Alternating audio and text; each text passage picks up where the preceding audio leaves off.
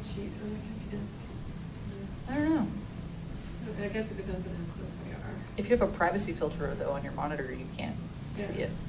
I have one on my laptop that you can see people on airplanes like trying to look and see what I'm doing, and they can't see anything. But you can see a reflection of them looking. Uh-huh.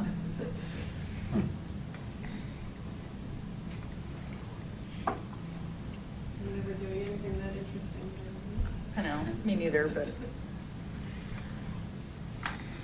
Well, we're still waiting on Aaron and Corbett, but I think we can get started. So, call to order this meeting of PROSTAC, October 21st.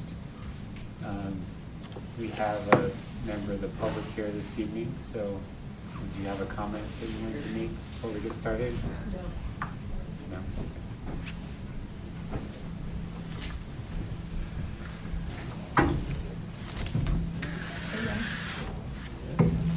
Everybody.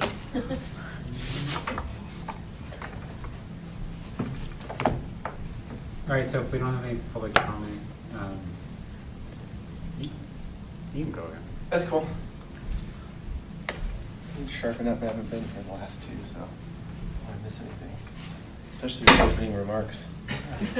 Well, we're just going to get right into it. So we have the, I don't know if everyone saw the email, but we have a letter for the Great Outdoors Colorado grant request for the school parcel park.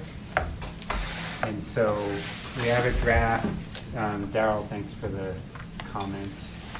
So I updated it with Daryl's comments, and I mean, if you didn't read it on the computer, I don't know if you really want to sit here and read the whole thing. But basically, this is, I took the, I'm guessing Jim drafted the request that was for Founders Park.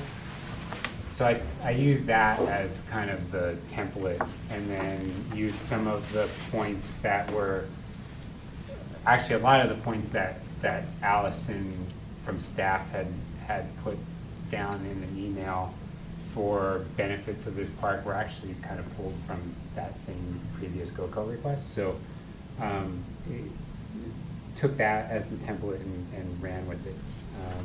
Do I have the acreage right? You do. Okay. So part of the GoCo grant application process, you used to be able to submit up to 11 or 16 letters of support from the public. They've cut it down to 7. We wanted to capture letters from PROSTAC, OSAC, Youth Services Council, or Youth Services Council is their new name now, the school district, Rocky Mountain Day Camp, who operates the day camp over the summer out of Eldo, the staff from Eldo, and I want to say the other letter was from their student council. So what we kind of do is we have a form letter that we put together and just kind of plug in the benefits of the park, because we know that for the most part the public and the committees haven't been as up to speed. So it's a pretty simplified letter. And what GoCo likes to see is as much community support and consistent community support as possible as part of the review process. So the two primary points that I tried to stress in this letter are the benefits of the park to the residents south of Colton and the benefits to the school. You know, really tried to stress that the, you know, basically, what is it, a quarter of the town's population lives south of Colton and don't have a park like this now. And so this really fills that need or desire for those residents to have something that most of the other residents in town have without crossing major traffic intersections. So those are the primary points outlined in here. I think you did a good job. I read it and I agreed with your comments, Daryl, I think. I was just trying to the little move edits things and sort of, around. yeah, you simplified it a little bit in some spots, and Yeah. I mean, I think most of her changes were word choice, really. So I think the letter represents our viewpoints pretty well. Okay. So big picture grant timeline, our draft version is already at GoCo's, they have it. They'll kind of do a pre-review and let you know if you're on track or way off track. The final deadline, I think, is somewhere around November 4th. And then we will know, what, February next year. And then if we get the funds can be dispersed as early as March of next year. What the town's typically done is you can also collect the money in the rears. So what we would probably do is go through the entire project and then reclaim it at the end, which is what we've done on the previous projects.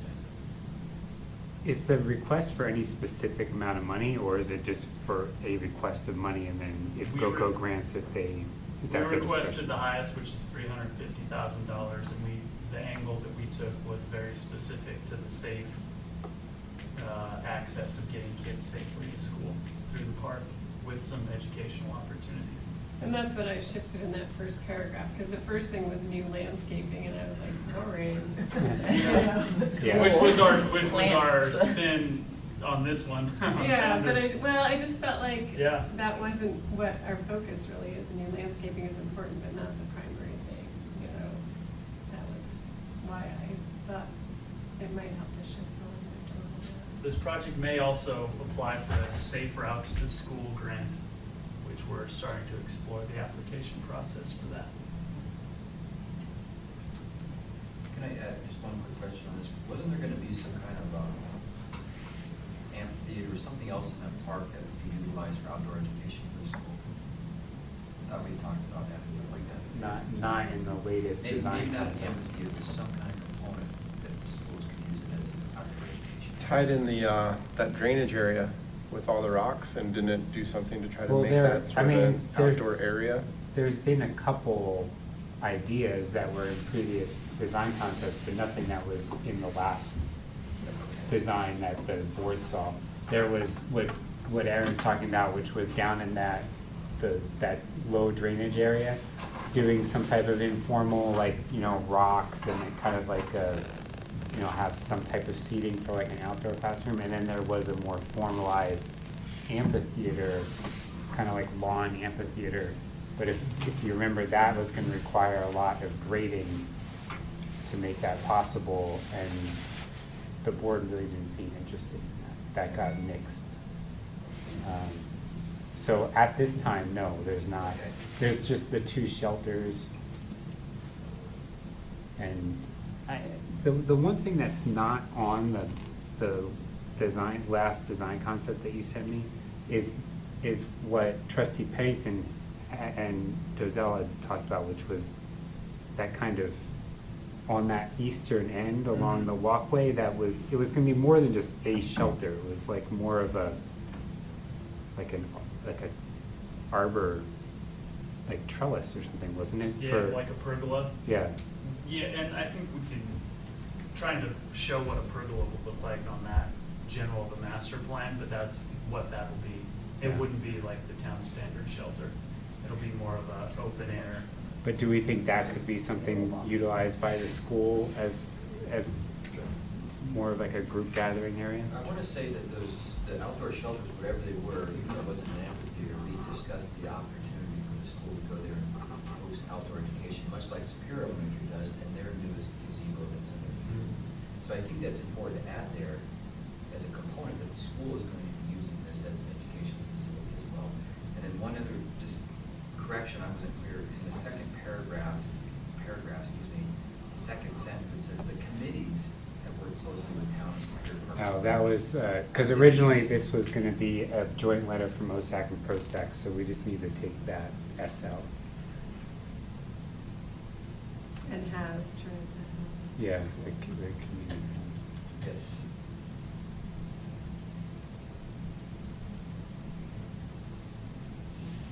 So do we think another bullet point or an amendment of a bullet point for the shelters to try to add some type of language about outdoor education area? I think you can add it to that one bullet point, it says new picnic shelters for residents to have picnics, birthday parties, gatherings, as well as outdoor education for El Dorado Gateway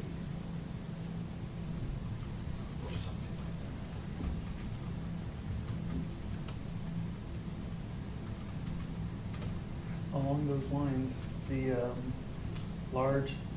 the only large grassy area south of town, can the school take use of that area if you guys are doing anything with it? You know, they have all sorts of days, you know, they only have that one smaller field, which gets filled up, but can they, if you guys are going to develop that area, make it more useful for running around on and, you know, kind of grade it or whatever, the school could take use for that too, right? As a recreational area or whatever they're doing on their field days or whatever. I would say so.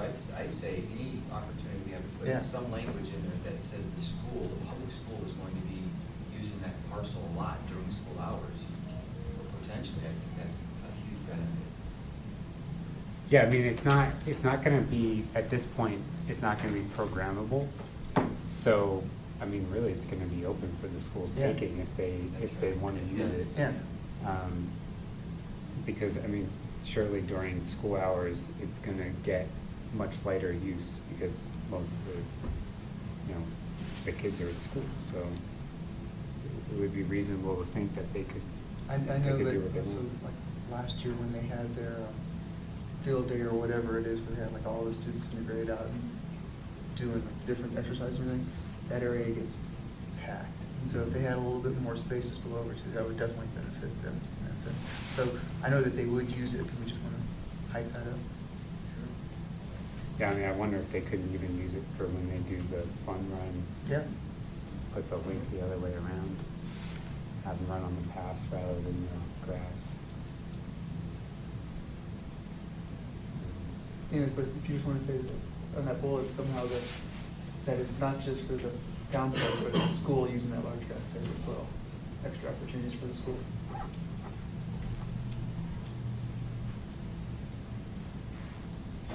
Are you able to add that, Patrick? I'm gonna add them on my copy so On I your can copy. continue Okay. to take notes and then I can send it back out to Okay.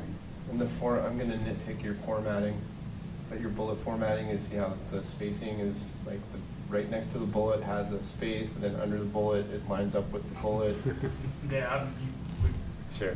Yeah. you can format it however you guys want. It's GoCo, right? They're serious. They need to know how serious we are. Super tight. Pros. I think it's default Microsoft Word. Yeah. Or just tweet it out. Yeah. Tab into. Yeah. Quick return. Squeeze it on. Any other thoughts? Switching font sometimes you wrong. How big is the technology? So, yeah. I prefer Arial or alphabetical. Mhm. Same. All right, well, I mean, if, we'll work out the language for the couple additions, but if everyone's okay with it, do we need to make a recommendation? No, so we'll just move forward with it. Before we leave tonight, if we can get everyone to sign it, so can you have that printed so that we can sign it? We have a before leave? signature page and a closing page. Yeah. The signatures are all on the second Sure, I know what it page, is. But yeah, we'll figure something out. so. What page for Well, everybody? we'll try to get a printout of it so that everyone can sign it before we leave this evening, especially since everyone's here tonight. So. Okay, so, item 4, well, let's go, so, you're Veronica, right? No, I'm Michelle, Veronica couldn't be. Okay, but you're part of the Portfolio Task Group. I don't know if we want to just jump ahead, and this was item number 6, just to bring everyone up to speed on this nonprofit group looking to have an indoor pool facility built somewhere in the area. So we can jump ahead to that since Michelle's here. I don't know if you want to just sum up. I just got an email from Veronica. I never actually heard back from her. Okay. So I don't know if you want to just. I'm not sure how much of the Give us a conversation you've had. couple- I just found out that she had said what I mean, she said. I just came tonight to. She just um, basically sent an email informing us of, she contacted the developer for Town Center, Mhm. and it looked like there were just a couple emails bouncing between their representative, Ken Lehman, town staff, just expressing Boco Cap's interest in trying to have a pool facility built in town center. So that's about as much as I know. Okay, great, yeah, and that's kind of where we're at. We're just exploring the options. Right now, there's Block 8, which I'm not real familiar with where that's located in the town center, but that may be available for a project like this.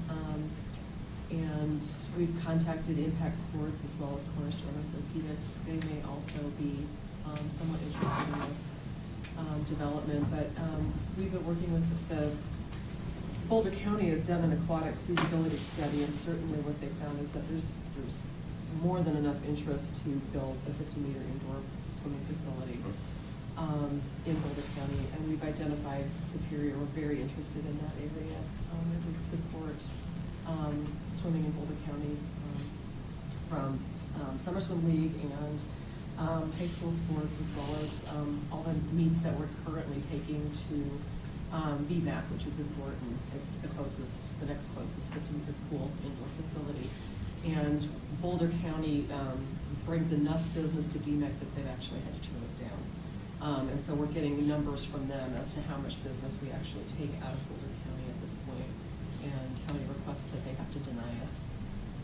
So we're looking at, we're just starting with Boco Caps is a 501c3 organization, citizens advocacy group, to try and get people geared up, volunteering, doing some initial studies, finding out how do we want to approach this with Boulder Valley School District. Certainly the Monarch Swimmers want to be involved with this, so school district as well as municipalities and private interest as well. So figuring out how we're going to fund it is probably the next step in our agenda, and gauging how much support there is in that. And we've talked to some architects who have done preliminary studies as well as USA Swimming, who all say this is a fantastic site for us, with thriving local economy, schools, and university involvement. So it would seem that the interest is there, so we're very interested in pursuing that. And I guess wanting to know what the town Superior's thoughts are on that, and how much you may want to be involved, not be involved with municipality support we receive. So can you tell us, I mean, you're looking for a 50-meter pool, but you're also looking for locker room facilities and any other, programmatically, what are you trying to get out of the space? We want it to be all-inclusive, so not just for competition. Certainly we want a 50-meter pool with movable bulkheads so that we could do short course or long course swimming. With that type of facility, you can accommodate multiple teams: Rock Creek Flyers, Mesa, Louisville Dolphins, Monarch Swim Team, Fairview Swim Team, all these teams that, I mean, it's not unlike hockey where they just don't have enough pool time. I mean, when you look at Monarch girls practicing at 4:30 in the morning, that's rough. So it's not unlike hockey in that way. There's also a huge market for swimming lessons. We've also heard a huge component of seniors that want a therapeutic warm water facility. So we want to meet that need. Water polo is growing in the area as well, so we need deep enough water for water polo. Currently, there's only one coach and one diving well in Boulder County as well. And so the diving teams are looking for a facility as well. So we'd be looking to meet all those needs. Is that at Sea Boulder? Mm-hmm. Yeah. Yes, yeah. So the only VBAC diving well in has Boulder one. County is the rec center at CU? Mhm. Wow. Yeah, it's the only pool available right now. You gonna mirror this over the one that's on 136? Means I thought just to give us sufficient. We're looking, yeah, we are looking at VMAC as a possible site. We're also, there's an architect that we're working with. He's going to send us some crews in Pennsylvania right now that's doing a more all-inclusive type of plan, because I do think we really need to involve the senior citizens and more modern pools if available as well. So we're looking at the whole, meeting everyone's needs on that. I think I'm getting into this a little late in the game. I think there was some talk about combining with the hockey rinks, because there's such a nice symbiotic relationship of heating and cooling with hockey rinks, and swimming pools, but I think that they weren't interested in pursuing that. That would be another model that was looked at, up in Fort Collins, they've done that, and they're doing another one up in Fort Collins as well. Rec Center does that too. They have their, Right, their Rec yes. Center. We just took a tour of it just Mhm. this past weekend, and inside there's the hockey rink and the pool. I think that's the Buffalo pool's purpose, is it not? Yes, Yeah, it is. yeah. And so the hockey rink, the heat that's generated to Yeah. cool the ice, heats the Buffalo pool. Right. It's a nice relationship. Yeah. Yeah, so the Boulder Valley Ice Facility originally did have a small, more therapeutic pool in the plan, and they pulled that out. Right. So, and obviously that building's under construction. Are you envisioning this more as like a private enterprise facility or We're looking at all options right now, municipality-funded facility? but we definitely want to hook in with municipalities as well as the school district. I think that, and ultimately, that would be the best marriage there. And, yeah, I mean, I think the schools are gonna be a huge part of that, so. You made a comment about, when you were kind of doing your introduction, that either you can't go to the VMAC anymore because it's full, or there was something going on with Boulder that something was there's some. Well, most of Boulder County events, like say, the BOCO Invitational that the high schools put on each year. Uh-huh. They did it at North Boulder Rec Center the last several years. We're now past fire code with that. We can't hold it there anymore. Okay. Boulder Valley Summer Swim League, too big. We can't hold it anywhere in Boulder County. So Got it. all these events are constantly going to Thornton. So we're giving that away, basically. We're just giving all that away. Okay, I see. Yeah. So all these BOCO events that are happening, the swimming and diving and water polo, are all traveling down Northwest Parkway right now. And so we are working with them to see how much money, how much business are we bringing them on an annual basis, and how much time do they have, now how much do they deny us pool time based on their other needs? Because they've got 6 high schools that are in theirs as well, so they obviously take precedence. Yeah, are those expensive events? I'm really curious about the dollars on those. They're very well-attended events, Are? let's put it that way, and so you can definitely make money on them. There's concession stands involved, there's admittance, I mean, you pay to go in and see your kids and swim, and they're very well-attended. Yeah. Did you say what the usage would be during the week, year-round, monthly, weekends? I couldn't tell you exact usage numbers right now, but certainly, every high school in town right now, Monarch and Fairview and,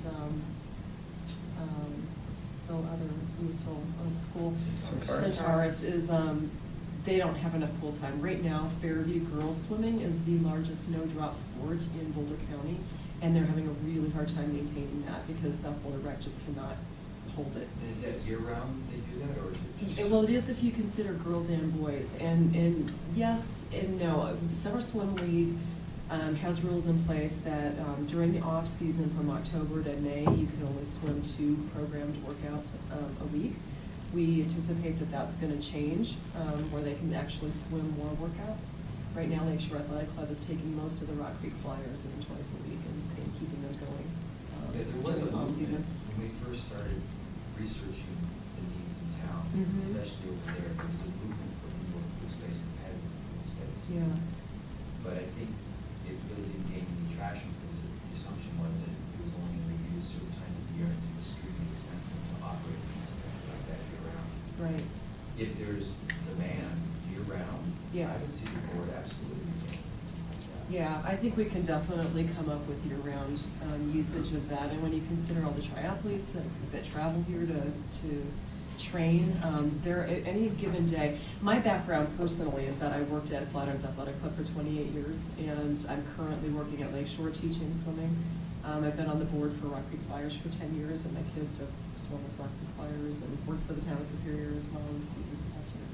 So I've been very involved, and I used to work at Mapleton Center for the therapeutic swimming programs there before they closed that pool. So with the closure of that pool, that really put a lot of strain on therapy pools in town. And with Cornerstone coming in here and Impact Sports as well, I think they're going to be very interested in having a therapy pool. CU Sports Medicine that just opened, they just put in a swimming flume, and they're already taking a huge number of people in.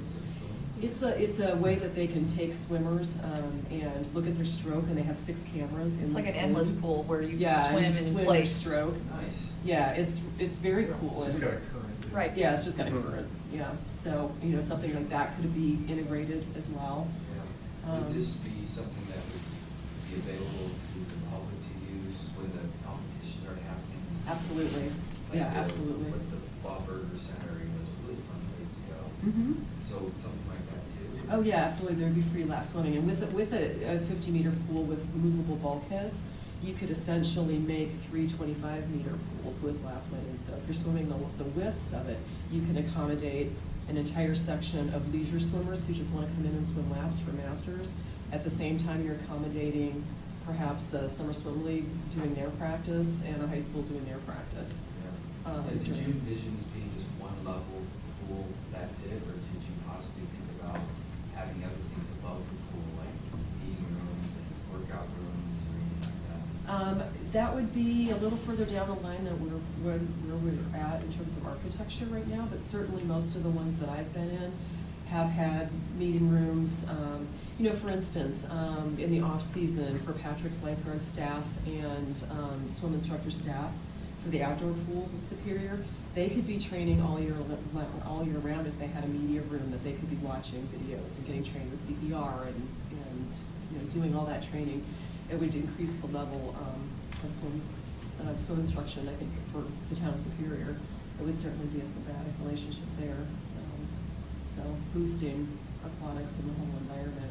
I also think that just being a long-term resident of Boulder, I mean, how great would it be to be coming into Boulder County off of 36, and here you see this three-sheet ice rink and a natatorium and it speaks to what Boulder County is, and it's right here in Superior. I mean, it'd be great. So you mentioned that you guys have spoken with Ranch Capital, just Mhm. now, or you spoke with Randy Goodson? I think both, and unfortunately, I'm sorry, it was Veronica that spoke with them, and they said that Block 8 is available. There may be, they think that it would be a very good fit, but that there may need to be some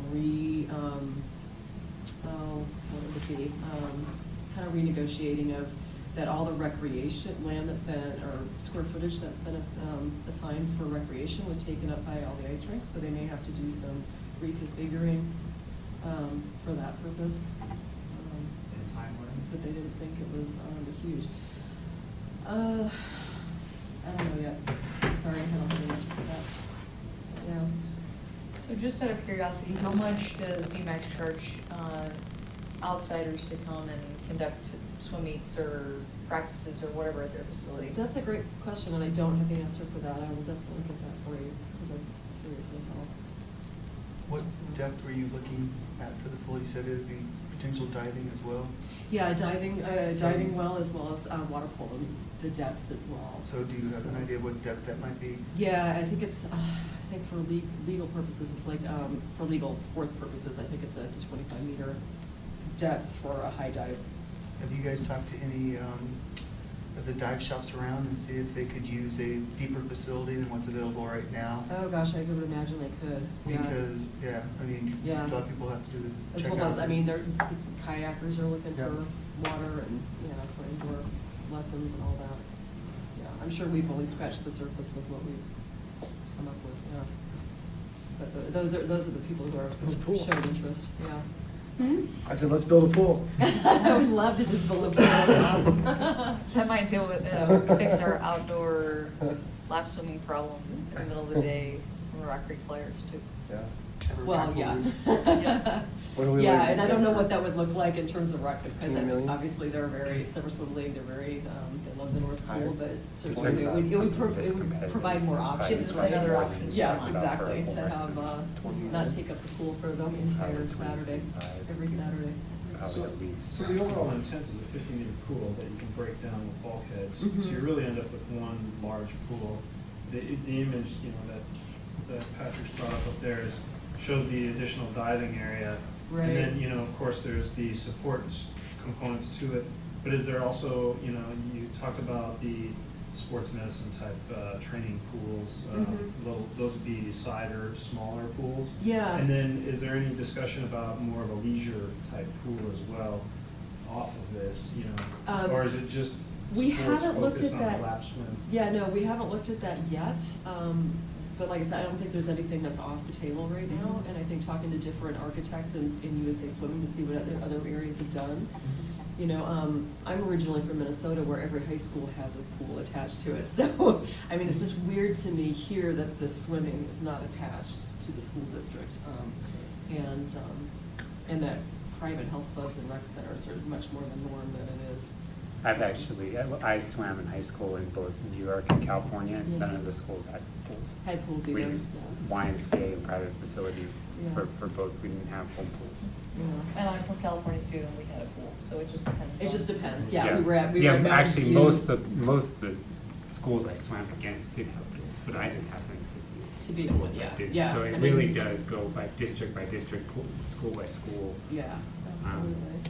You would think in an environment where you need an indoor pool that they would have more for the high schools, but it's not.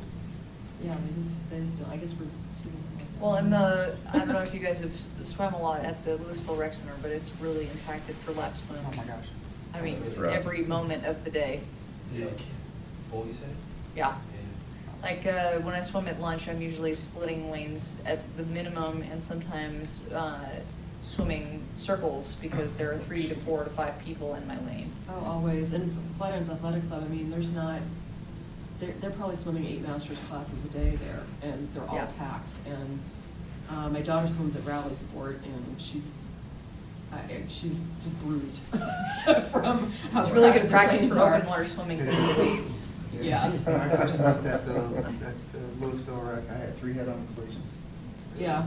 Because Start people putting don't know how to paddles circle on there swim, so and- they Yeah. jump in with you and they don't know how to circle swim. They swim right at your Swim right face. into your head. Yeah. 3 of them in a month. Yeah, I stopped I going. just had a friend who got stitches right here from somebody's paddle.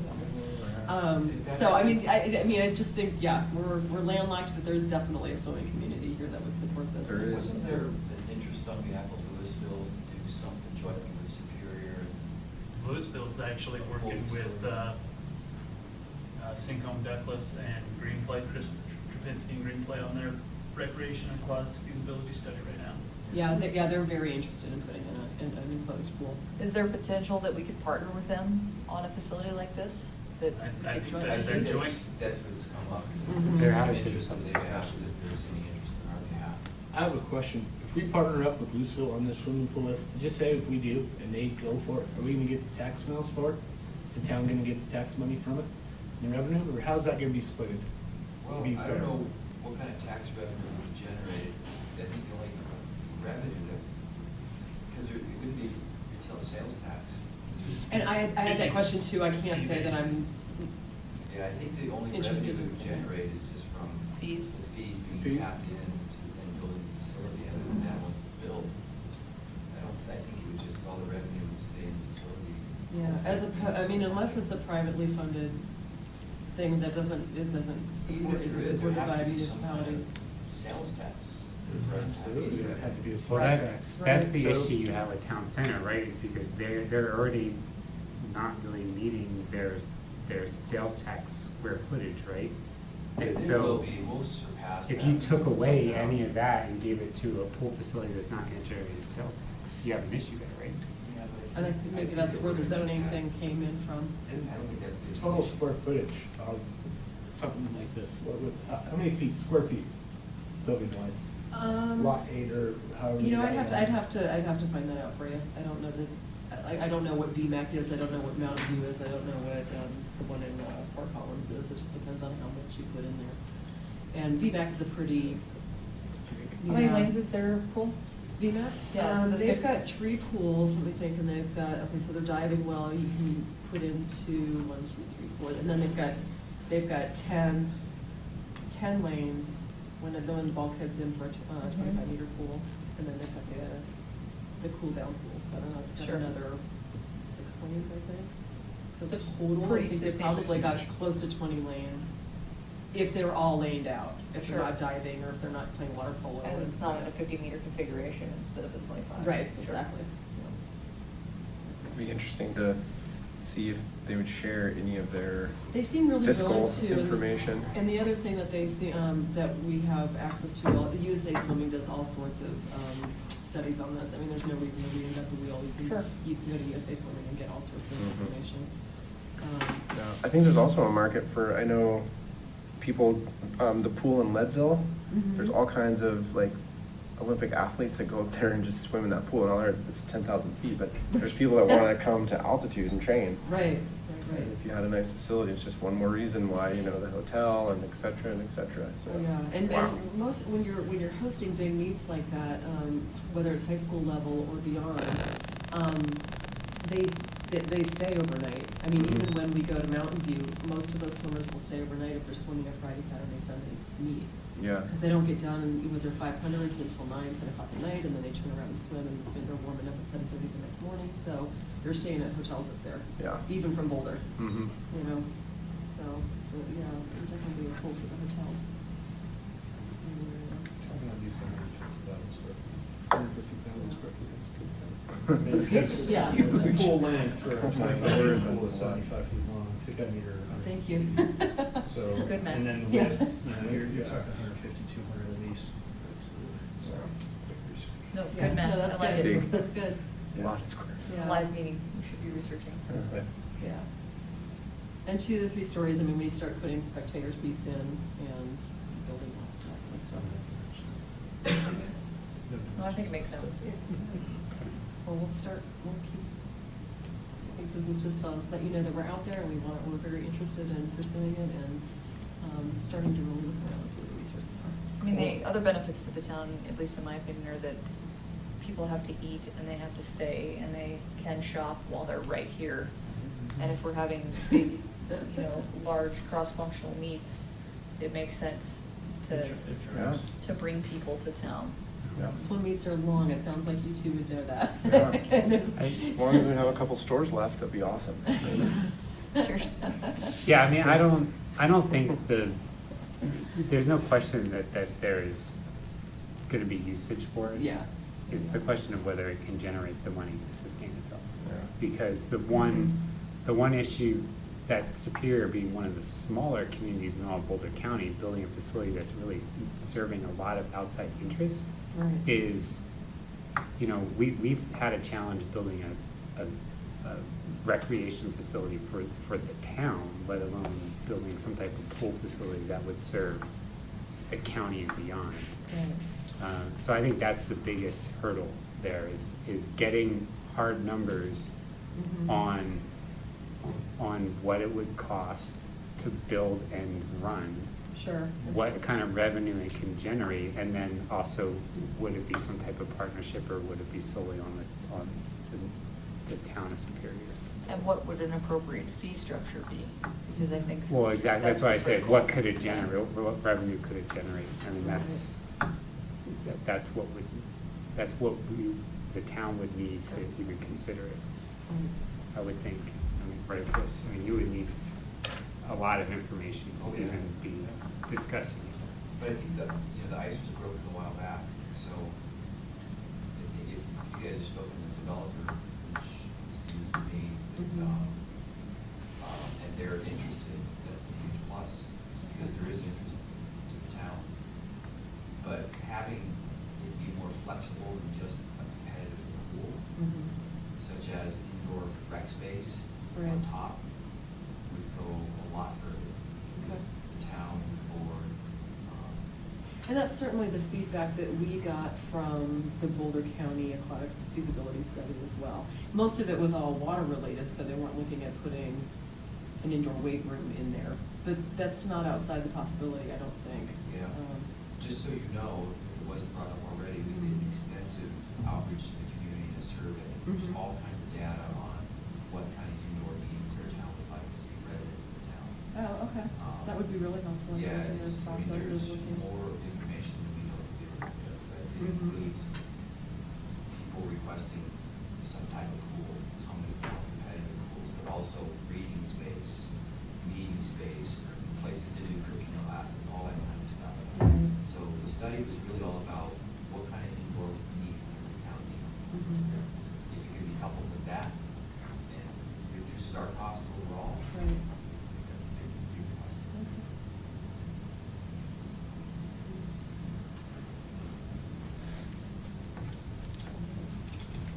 All right, well, thank you, Michelle, Thank you. for Thank bringing you us so up to much. speed. And yeah, please, any new information that you get, please share that with Patrick. Okay. And, Yeah, you know, Patrick he will. can share it with the group and the rest of the staff and the board, Okay. so we can continue the discussion.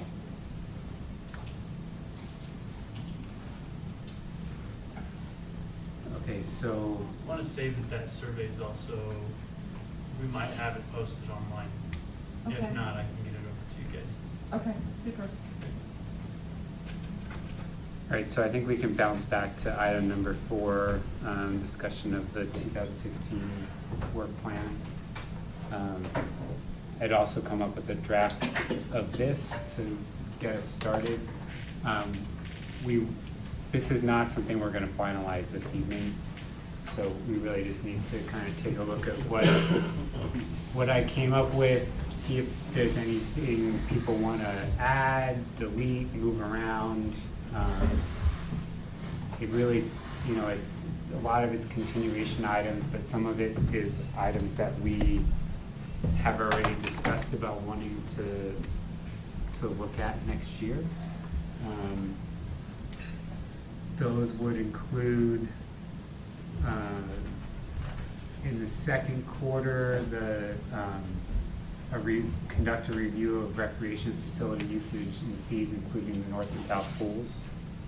So, you know, we had primarily discussed the Rock Creek Flyers usage of the north pool, so this is where further analysis of that would come in, but I put it a little bit more general as just looking at the usage and the fees for everything, so including the fields in town, and both pools. The pools, currently, you can only go to our pools if you're from out of town, with a resident. Do we want to talk about the possibility of charging people fees that are from out of town, so that can come and use the pools but aren't a resident? I mean, we can go over to Louisville and use their pools Yeah. at any point in time, or Lafayette. I think we could group that into this Yeah. review and see whether or not, you know, if we look at the pool usage and we're saying that we're not, you know, maximizing the daily usage of the pool, if there's room there to allow outside residents in, then we could certainly look at that and include in some type of recommendation to the board of this is a possible revenue source. I don't know if there's a huge need. I've just heard people, and I've seen things on I Facebook know, with yeah. people asking about that and saying, why can't I go use the pools here, you know, in Superior? Sure. Or people have moved out of Superior, they have friends still here, but the only way they can come back is to move somebody there. So Mhm. it's just something to look at if we have the room, honestly. Yeah. Another item that was added was the,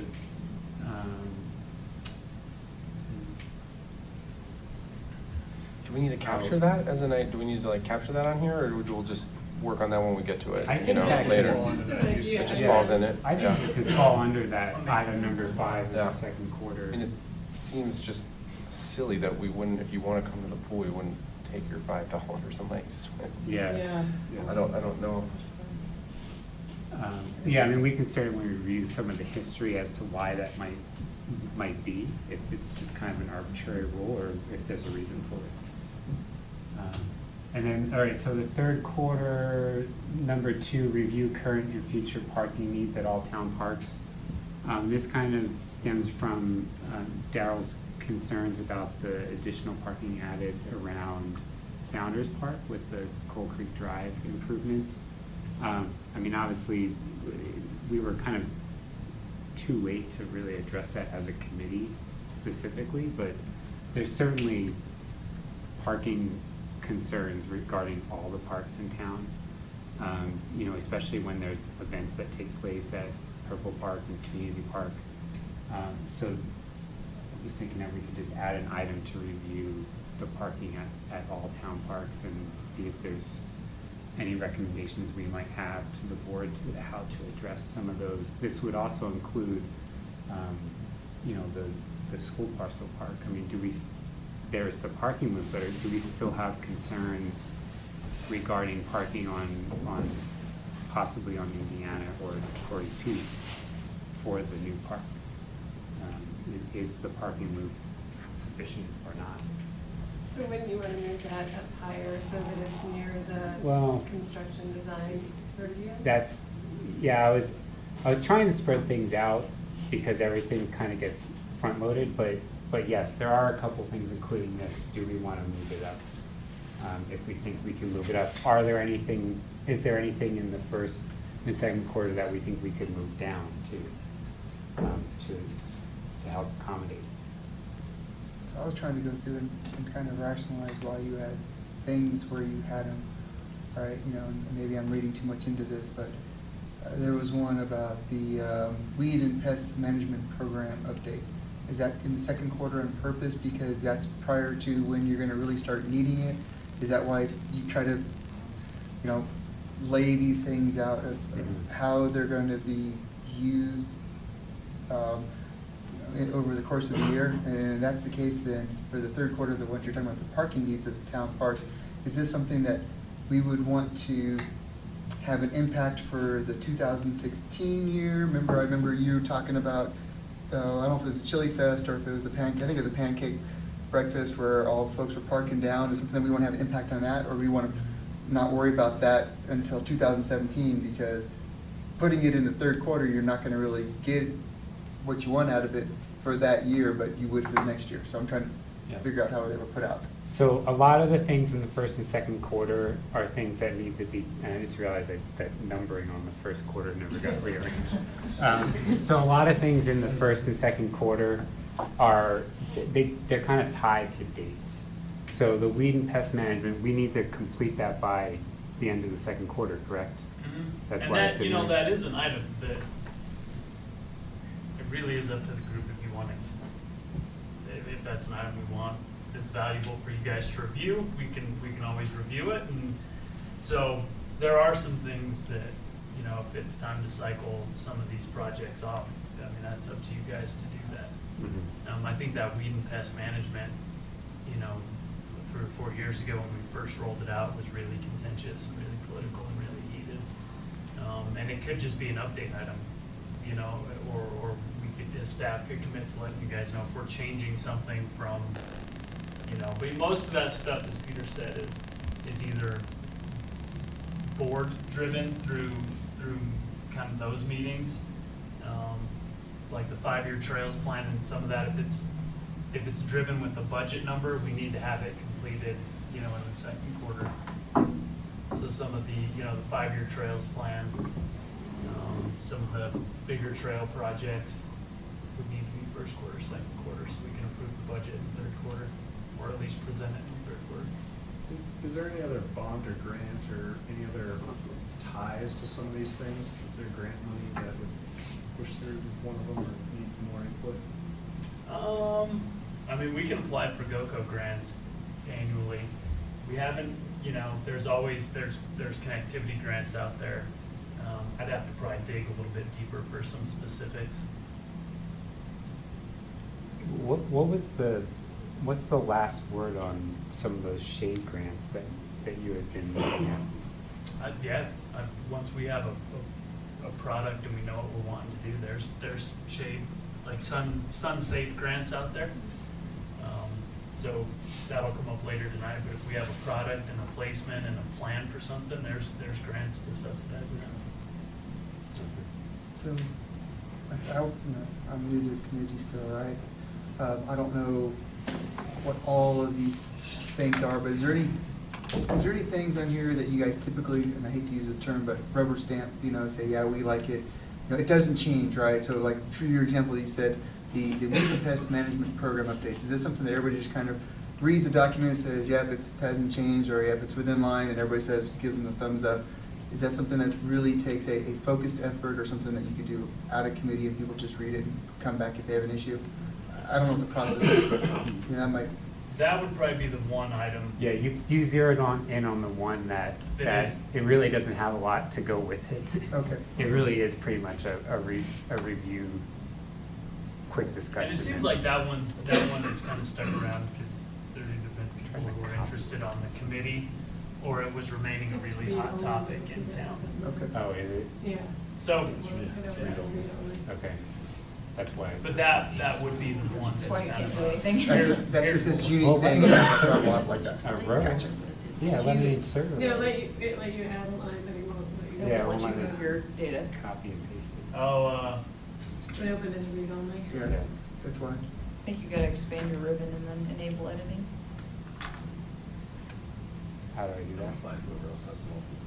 I think we front load everything because things come up, and then we wanna have, and on top of it, just from experience, I've only been here, 2 years now, but the third quarter meetings are not, like, this is our, probably most people have had on in a while, so summer months tend to be a little quieter for everybody, with travel and vacation, schools, all that kind of stuff, so. I imagine Then you got- need fourth then you got quarter the combination, combination, right? Then you got your combination of, there's deadlines we gotta do, the trail plan stuff. Yep. It's gotta get done. Yeah, I mean, definitely the third and fourth quarter get a lot quieter usually than the first and second. Well, the fourth quarter is more starting to look ahead now. We got, what are we gonna do next year? First and second are what's gonna happen this year. And a lot of it does also become dependent on, are there any specific projects that we're working on? So like right now, we're kind of in this holding pattern between there's Town Center and El Dorado Park out there, but we haven't actively had to do anything on them for months. So like in the beginning of this year, we were very busy dealing with both of those items because there was public engagement, there was, you know, stuff in front of the board that we were having to deal with. And in the last 3-4 months, we haven't had to really do anything. So some of that, this will start to change a little bit if a specific project gets assigned to us by the board. So this is fluid. This is the Certainly. working schedule that can be updated real time. Certainly. The thing you have to think about with this is basically, if it's on here and the board approves it, then that means that we can work on it. Yeah. If it's not on here, then the board hasn't approved it, and we would need to, if we want to discuss or work on something that's not on the work plan, we have to go to the board and Gotcha. ask them to add it to our work plan.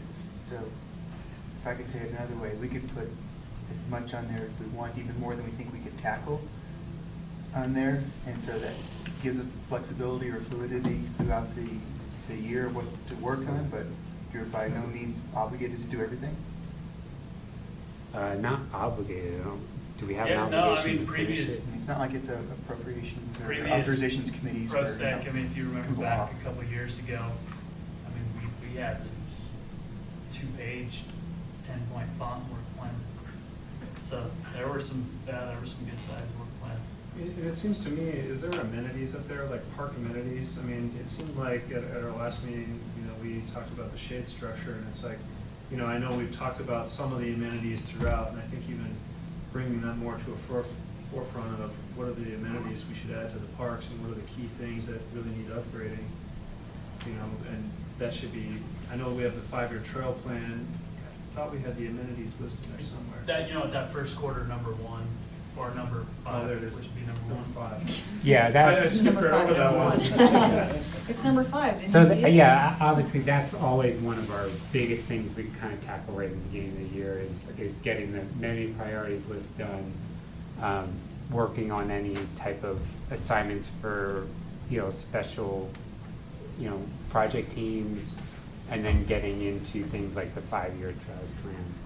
Those are kind of like the first things we really tackle. Because some of the other things are relatively quick. The leadership election is relatively quick.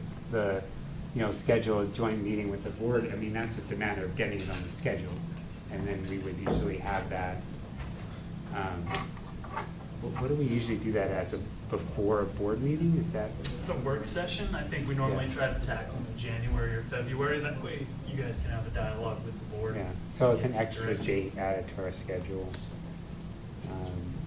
And then there's the ongoing items, you know, as Corbett said, it is relatively fluid. So there's a number of items that we're gonna have ongoing, namely being town center and a trail survey, because we've had some discussion with PROSTAC about their interest in doing a trail survey. We definitely want to be involved in that if they do move forward with it. And so that could be an item that comes up really at any point in the year. We have to have another discussion with them, basically.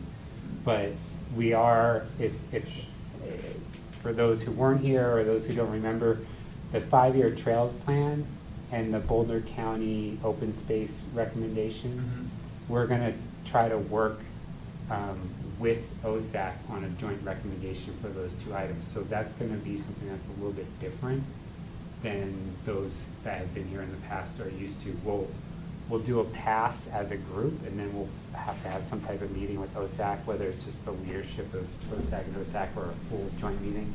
Have some type of meeting with OSAC to have a comparison of notes of what their list looks like, what our list looks like, and then we'll have to come back as a group and look at, you know, whether or not we want to agree on a joint list, or if we're far enough apart that we want to move forward with our own recommendation. They have their own recommendation. But the ideal situation, as we've discussed with them, and I think as the board has caught wind of, is to have one recommendation go forward that's been stamped by both PROSTAC and OSAC, so that we don't have 2 from which the board has to choose one. So I have another question. There's like, in the first quarter, number 3 says, identify project team leader volunteer assignments. Now, you say that this goes in front of the board, we can work these things if the board approves it. But you're identifying project team leader volunteer assignments, and do we know what these projects are yet? Or these projects have to go for a board as well? I mean, I'm kind of confused in that one. You can work something, but you don't have approval to do any of the work that you're putting people at? Yeah, I mean, basically, they're going to be project teams that are related to items that are on the work plan. So in this case, there's only really one that I can think of at this point, and that would be what we've already actually discussed, but we haven't actually gotten going, is the a mountain bike project team, or more specific, a group to work on Coyote Ridge. That's the only one that I can identify at this point. I mean, this year we had the project team of Aaron and I that finished up the playground revitalization project, but that was it. We never really formed teams this year, project teams this year. We had a survey team last year, so. Yeah, the survey team was last year, and even the playground project was really last year. It just got finished.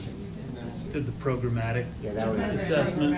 2 years ago. Program, Sounds sounds right. right. And then like prior, we had like bike park, dog park, frisbee, those all It had- tends to be projects that we don't need all 9.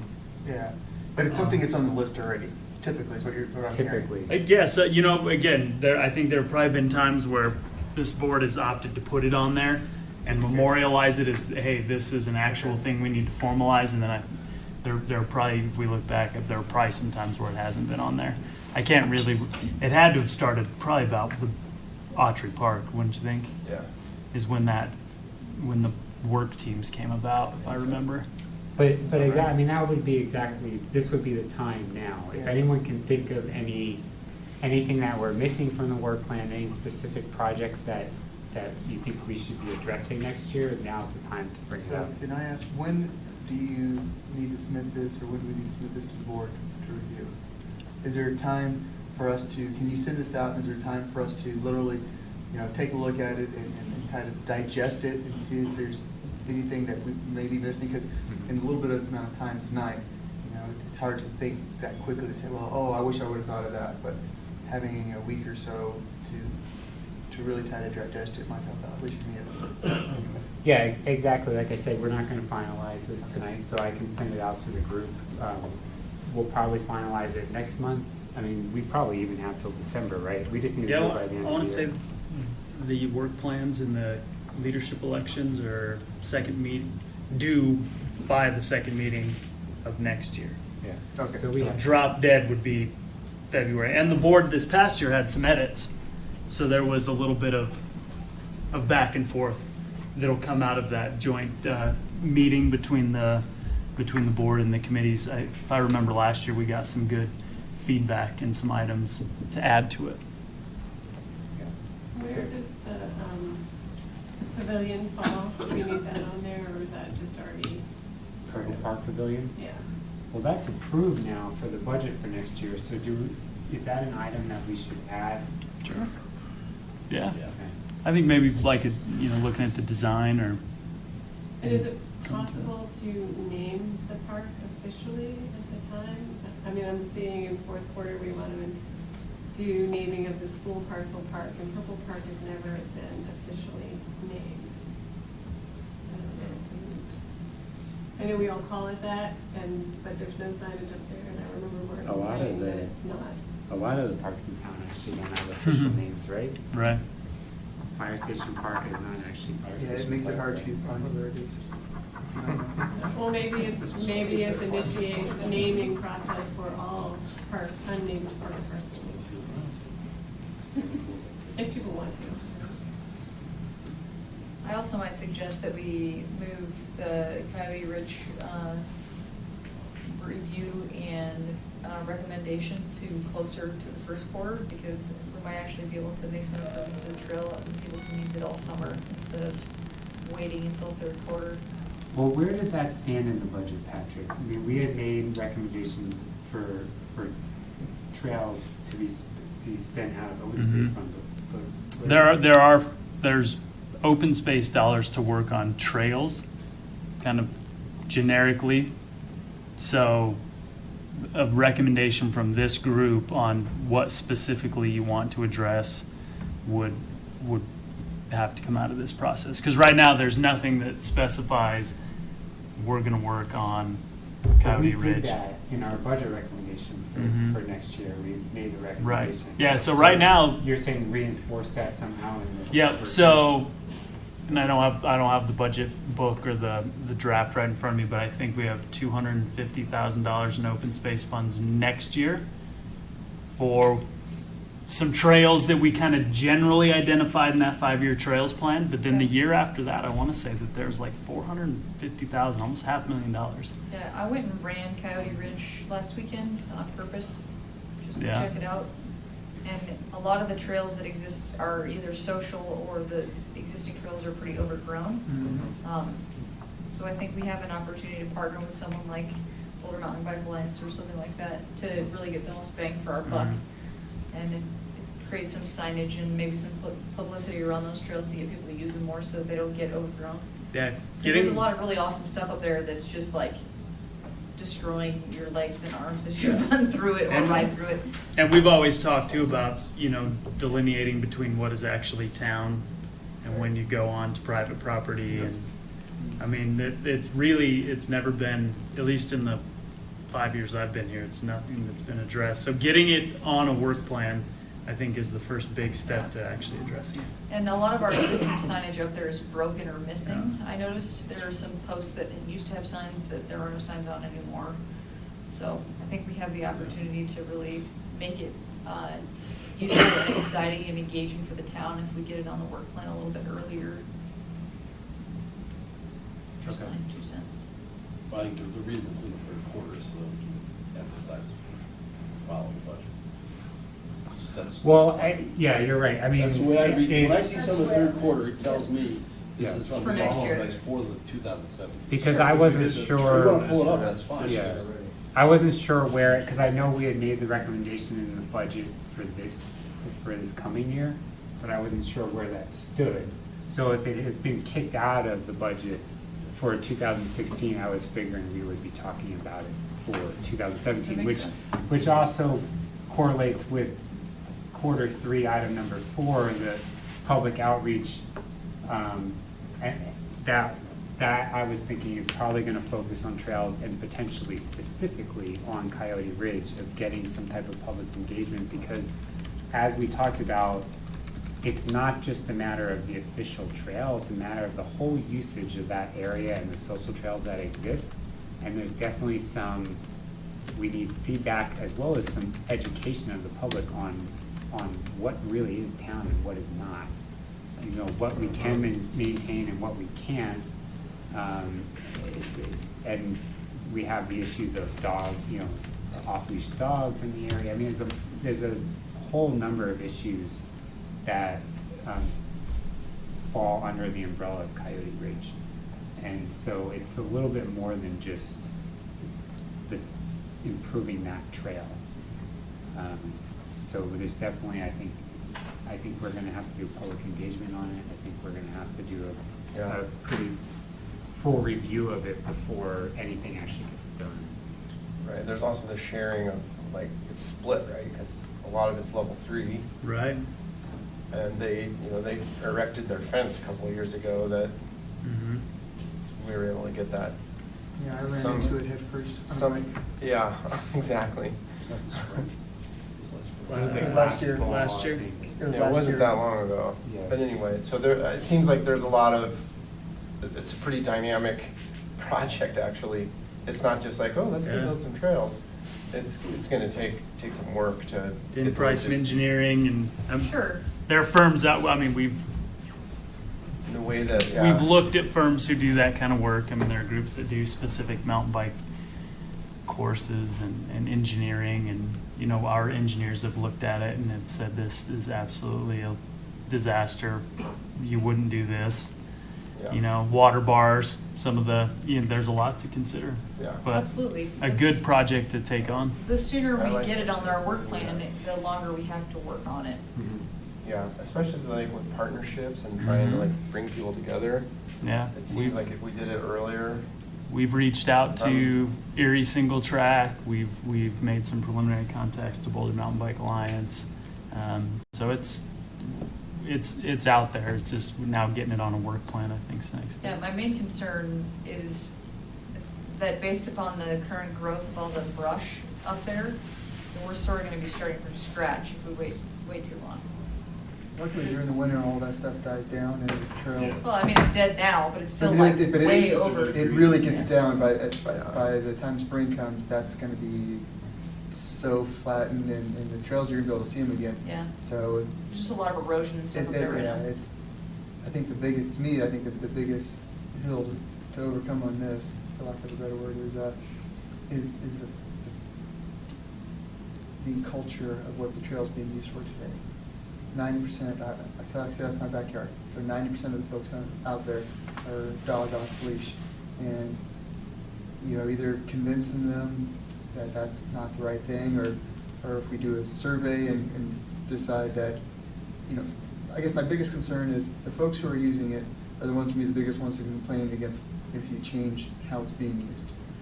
It's not you're not gonna hear about the folks who wanna use it, they're not gonna complain, it's the folks who are taking their dogs off leash today, all the time. Sure. And they're gonna be pounding the phones and hitting us saying, well, we can't do this because we use this all the time. So, you know, changing the mindset, changing the culture of how that trail is currently used, you know, kind of, I it's think almost there like could squatters' be rights. a symbiotic relationship between all the hikers and bikers and dog walkers.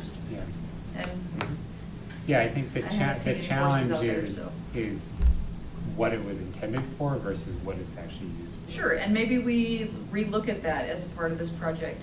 You know, maybe it's a multi-use trail that happens to be really awesome for mountain biking too. So I have a different one. I know that we're spending a lot of time on the Coyote Ridge, but the other one that seems like it's of utmost importance to me is the connection of the Davidson Mesa Trailhead was a key thing that came across the road under Marshall, and kind of where that stands. I think that's a key issue that we should discuss. Yeah. You know, and keep on our priority list, whether or not that's another focus group of, you know, understanding what those plans are and how we tie into other existing trails and the Dr. Cog Trail and those other things. Because that sounded like it was headed onto, you know, Boulder County Highway versus, and then into Louisville property before it hits Boulder County open space and back into potentially the Superior trails. Yeah, because now you've got the nice little beautiful tunnel under there, and there's all that nice, I mean, it's people, you see people riding on the weekends on it for sure. And I think we put a recommendation that it's still one of our kind of more important ones There's no for this safe year, passage, right? for this next year. But, you know, if anything comes out of that with where we're going, any plans coming up, and financial budget, where all that falls. Did you hear anything on what they're gonna do with when it intersects Marshall? Yeah, so we had a meeting with Boulder County staff, City of Boulder, Louisville, and the likelihood that Louisville's proposed trail, where it would go, somehow across Marshall, then onto their land and in the county open space. The county wasn't overly interested in that due to the environmental and agricultural impacts. So it's just kind of back to the drawing board. And then nobody has addressed what do you do? How do you get people over Marshall? That's kind of the no man's land. We'll have the Dr. Cog Trail, which will take you down to the bus rapid transit and then to town center. But there hasn't been any further discussion on crossing Marshall. Is there a barrier gonna go up between, like, when you pop out there on the? Mm-hmm. We don't have budgeted that trail until 2017, 2018. The Dr. Cog Trail? That portion of the Dr. Cog Trail. I thought that the money was there. I thought there was money. There's kind of 3 grant segments. So the first one will be BRT under McCaslin. So that was everybody will just be using the road to get to that. right.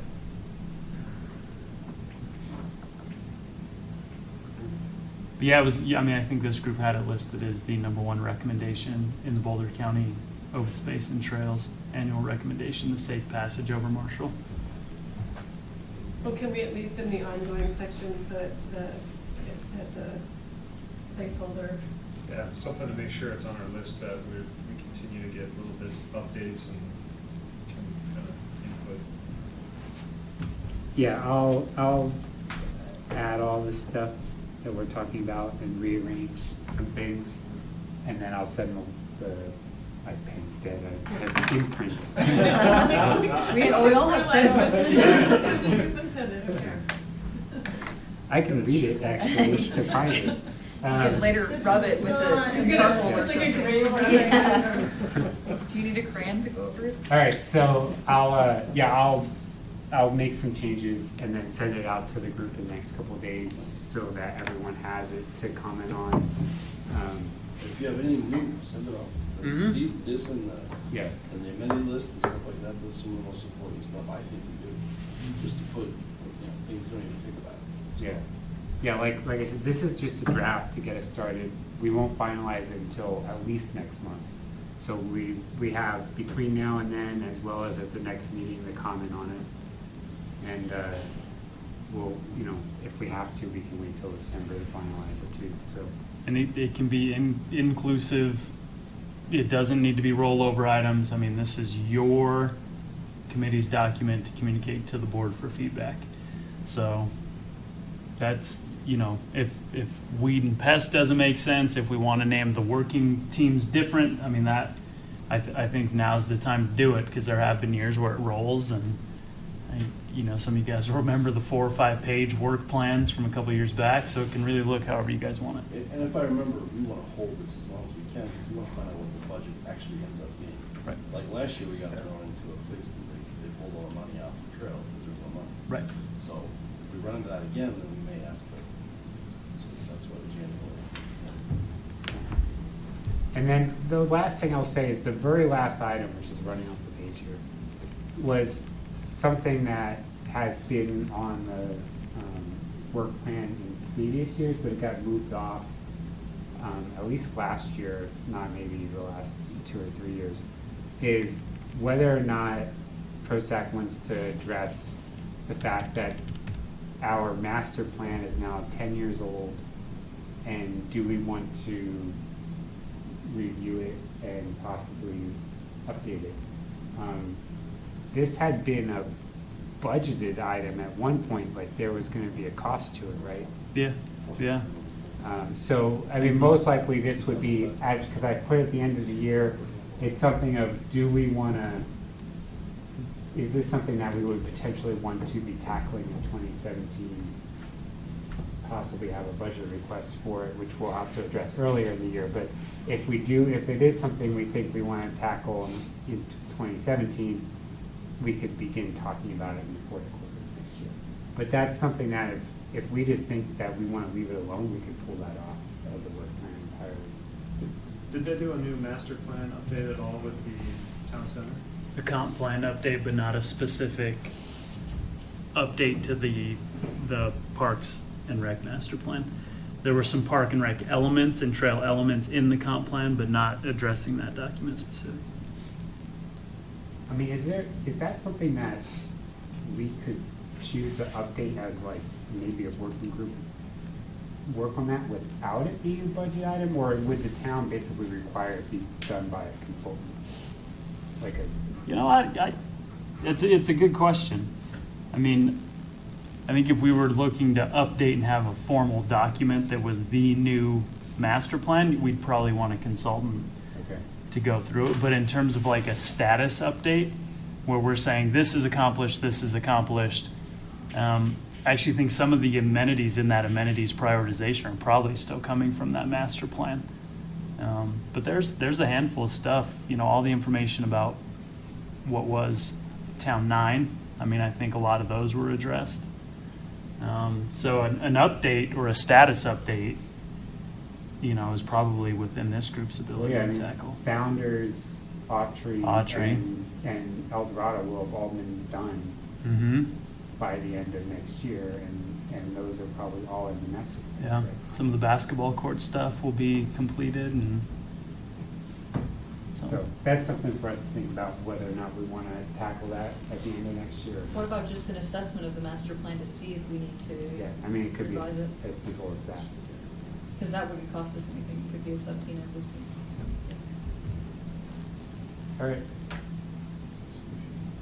So we'll move on to item number 5. So we've gone back and forth on our recommendation for the playground revitalization for, this is still this year. This is the $35,000 that's allocated for this year. And we have gone back and forth with shade at potentially South Pool and then Community Park, and then last month we had kind of settled on, if you remember, those covered picnic areas, the 8x8 shelters that we had talked about being at Community Park. And Patrick got some updated information on the cost. for And those. I sent this out kind of in an email, but really what we're looking at is a little bit more than $6,000 for an 8x8 shelter installed. That didn't include that concrete or the footings cost. And we were estimating that coming in at about $6,000 to $7,000 per 12x12 pad. So the way that this was looking, and this was consistent to our last meeting, is I think realistically we could look at 2 and identifying 2 locations, and then, you know, seeing what we can do with pricing once we actually get a vendor on the hook for the material, and see if we can maybe get a 3rd one. Or you know, we're getting to the point of the year where we can look and see if there's kind of any budget money left in any of our lines, our operating lines. But I think now it's coming down to actually picking locations. And then what I'd like to do is, if we can come up with the locations, communicate that to the board in their weekly communication, get some quick feedback from them, and then let's get this going. So I guess Do you want me to? With the maps. pull up a map? Yeah. Is that working, or is it being difficult?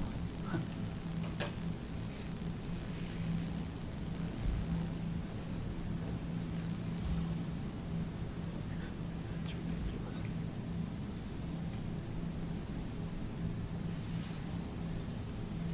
What do you use for? I'll just go to Google. And there might be a delay on that keyboard.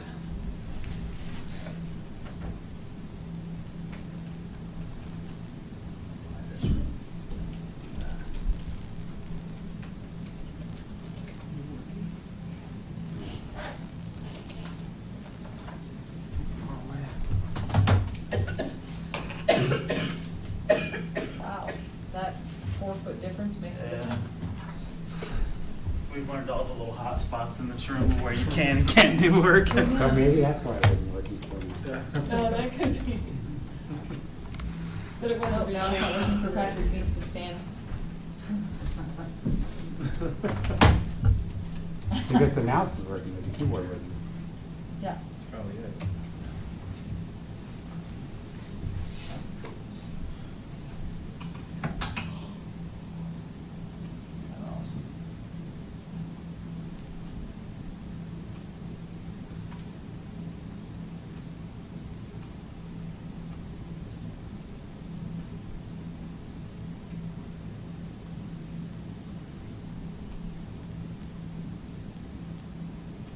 It's just kind of going back to,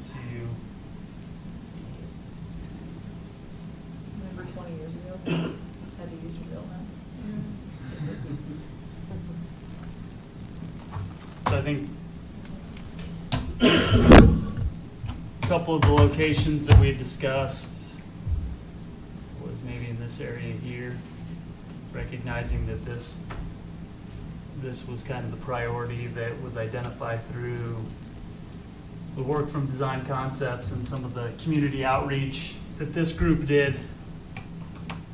You know, maybe something down in here, and then if I remember, we were maybe something other over side. here. Yep. And then kind of really using these first two as a spec that we could then look at using going forward. So what would be the purpose of putting the shelters there? Is it the tents or whatever it It's relief. is? Just, So it's a just- relief area for, you know, when you're out there, there's no shade, and the kids are on the playground, and if, you know, you're with anyone else that needs to sit in the shade, or even a kid to get out of the shade. So you have that building right there, but I guess you can't see Those are that the small. bathrooms still. But there's a whole area. There's a there. little bit. On the There's other a side. little picnic Yeah. area on the east end. To incorporate, so the quick and dirty from last month is the big shade structures, Yeah. we continue to hear Yeah. almost impossible to retro in. This was something that a rep from Recreation Plus said, well, this is an option to look at within the price frame or the So I guess the my budget. fundamental question is, you know, we started off with, hey, the pool, the kids are at the pool all summer, and let's have this shade up there because there's not really a nice shady area at the South Pole. But that morphed to, well, we can't do that, but we got this money, so it almost seems like it's like, well, we got this money, let's find something to spend it on versus, does it really need to be there? And, I mean, we really think it's a need, and if it is, then okay, but if not, you know, are we doing this just to spend the allocated money? Based on when we were doing various, particularly when we were doing El Dorado K-8, one of the things that came up was, as an aside, is there is not sufficient shade at any of our parks for us to get out of the sun when the children are playing on the play equipment. And so, for me, all along, I've always felt like we needed more shade structures around the playground. It's impractical, we now know that, to put them over it. But that way, the children can get out of the sun for a little while, then go back to the play structure. And then their parents can also be close by at the, and I hear it repeatedly with Community Park, that people cannot go down there in the summertime because the mother has to be too far away from the play structure, and it's just too hot. So along those lines, and I'm just trying to, you know, think through this, right? And I'm one of the parents, my kids were out there all the time, and I'm standing there watching them in the sun. But, so was it more than just a shade? Is it a shade and a bench? I mean, because now you're sitting there, you're just standing there underneath the Here, shade. let's You should bring up what the structure is. Yeah, because Okay. he obviously missed the last meeting, and I guess we were going to talk We have about some it in cool a stuff. minute. Okay.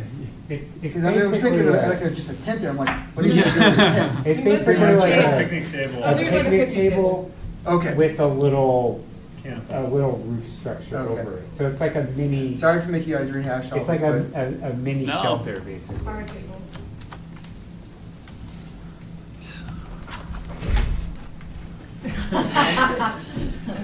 You don't need to bring a picture. I mean, if there's more than No, just a it- tent and people are just standing there hanging out. It's like the little picnic structure up here in Askew Park. There's no green over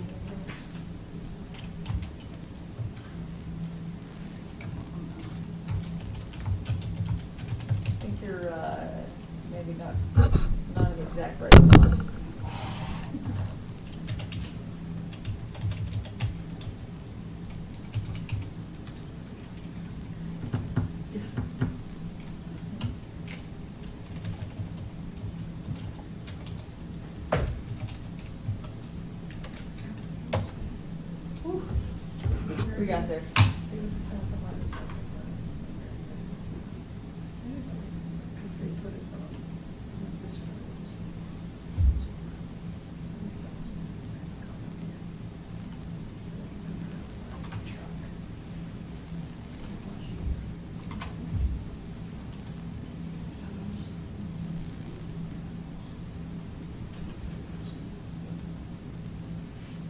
There we go. So it's that whole thing with the concrete slab below it and all that you said was 6,000 for the structure and another 6,000 for the slab ish? Between 12 and 13 for a single, For a whole area? yeah, Yeah. for half of that. Yeah, okay. And so we're talking about potentially putting one on either side of that. So that you have better spots to watch Yep. your kids from Yep. every shape. And I like the current area because the shelter that currently is there is shelter that you can see. Problem is that you can only see what's right in front of you. You can't see the back area back there. It's facing the wrong way. Exactly. Well, Yeah, the this would bathroom's on be the far end. between the two playground Yeah. areas, so it would be better serving the west end, but you could still see like the swings and some of the play equipment on the east side as well. But I will state that it's really for the parents, not for the kids, because if your kids are like mine, I can't get them to go playground. At least I'm not in the sun much. Sure. But if you're like me and you have two big kids and one baby, the baby needs Well, to that's stay true. out of the sun. There you go. Isn't there a lot of topography kind of on that, It's on the On the the- west end of that park on the though. south side? Well, on Right that there, south right Yeah, where there's a you're hill at. right there a little bit. I We talked know- about building a retaining wall. Yeah, and I think we'll kind of need to probably consider some of that, or maybe even find some kind of close solutions, but, I mean, we're kind of at the point, if we're gonna go, we need to get going on it, and if not, What's the other place that needs this? What's like second, is there a second choice or? I don't remember what the exact conversation was. We had discussed not putting it at the South Pool playground because. Right, the seasonality of it, if I remember. Seasonality of it, so we had identified this playground as needing it specifically. And there is one outside the south pool. Right. It's, I don't know, just to the west or to the south. South. Yeah, there's a shelter right there. Yeah, I guess the only question I have is, do we really want two right next to each other, or one at the east end and one at the west end of this? That way we're kind of spacing them out. Slope right there, right? Yeah, well, that's why I'm just asking. Or what about just down in the other point, behind the swings? Like, Yeah, Spread them just out a little bit. to either Oh, yeah, side of down that. the other end. path. Other end. Down this one? Yeah, right there. Mhm. Because that way you have, because the key about the community park is it's just such a long walk for a lot of people to get to it, because the parking areas are on the far west end or on the Safeway end there. So, if you can just spread them out, then you have the one in the middle that if there's no one having a barbecue there, you can have that. The other one, spread it out a little bit. I think that where that little mouse pointer is right now is another good area, so. Yeah, and I mean, that's a good point, because as staff, we've even heard, it'd be nice to have the ability to have one, if you had a kid playing on Stewart and had a kid on the playground, to have kind of a set. We have noticed people kind of stand on that sidewalk in between point A. Mm. And that's flatter, so you wouldn't have to do. So maybe you could do the northwest little spot right there, and then in the northeast corner over there. Okay. Mhm.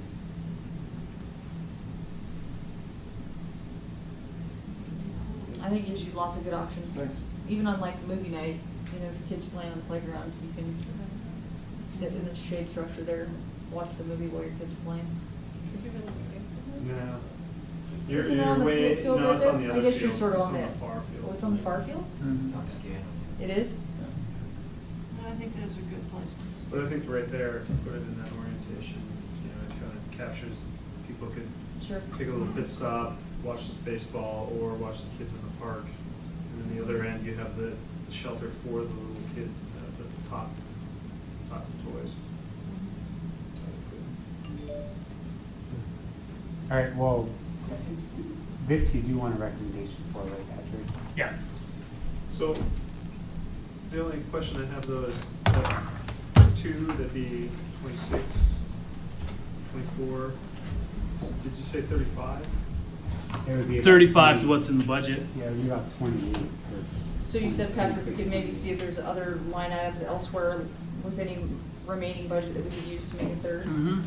And I think that it could, Well, and I guess the question really is, coming back to Corbett, is there another required or a recommended place that we feel that would be beneficial, or do we think just testing out the two and, getting that distribution here at the playground equipment is enough? What about at Founders Park? Are there any shade structures over there? Well, yeah, Yeah. and that's all recent. Purple Park's gonna get the additional pavilion, so we probably wouldn't recommend anything there. We've kind of ruled out South Pool. What about North these Pool, I fields? think is just too much of a West? question mark Well, right and- now. And I know on our There's two amenities fields there. upgrade recommendation, we say that You we put want one to right between redo those two those. fields. And I see the photographer always sitting in the puddle in between the two fields. Yeah, you could just On the leave those downhill between those slope two there. fields. Oh, no, they had the folding table out there a couple weeks ago. And I was like, you put the structure there, I'm sure it'll get used. There's also Riverbend Park that doesn't really have anything. But we're not It's got sure scale. if, we thought we needed to talk to the community to find out if they wanted anything there. Yeah, Well, that's the question. in that original task and original allocation from the board was playground enhancements. That's Not to, I'm sure that there's some flexibility if this group wanted to go back and discuss that with the board, but that initial 35 was very specific to playground enhancements. Is there anything south of Colton that? I guess my other question would be playground enhancements, my kids are a little bit older now, but swings are always a question about, is there other amenities that are fairly reasonably priced that we could add to one of the parks? So Pirate Park was one that we identified possibly for a swing, but the problem is that even though there is a fairly open area in the play pit, for the safety distances, it would probably have to be enlarged for a swing. Right.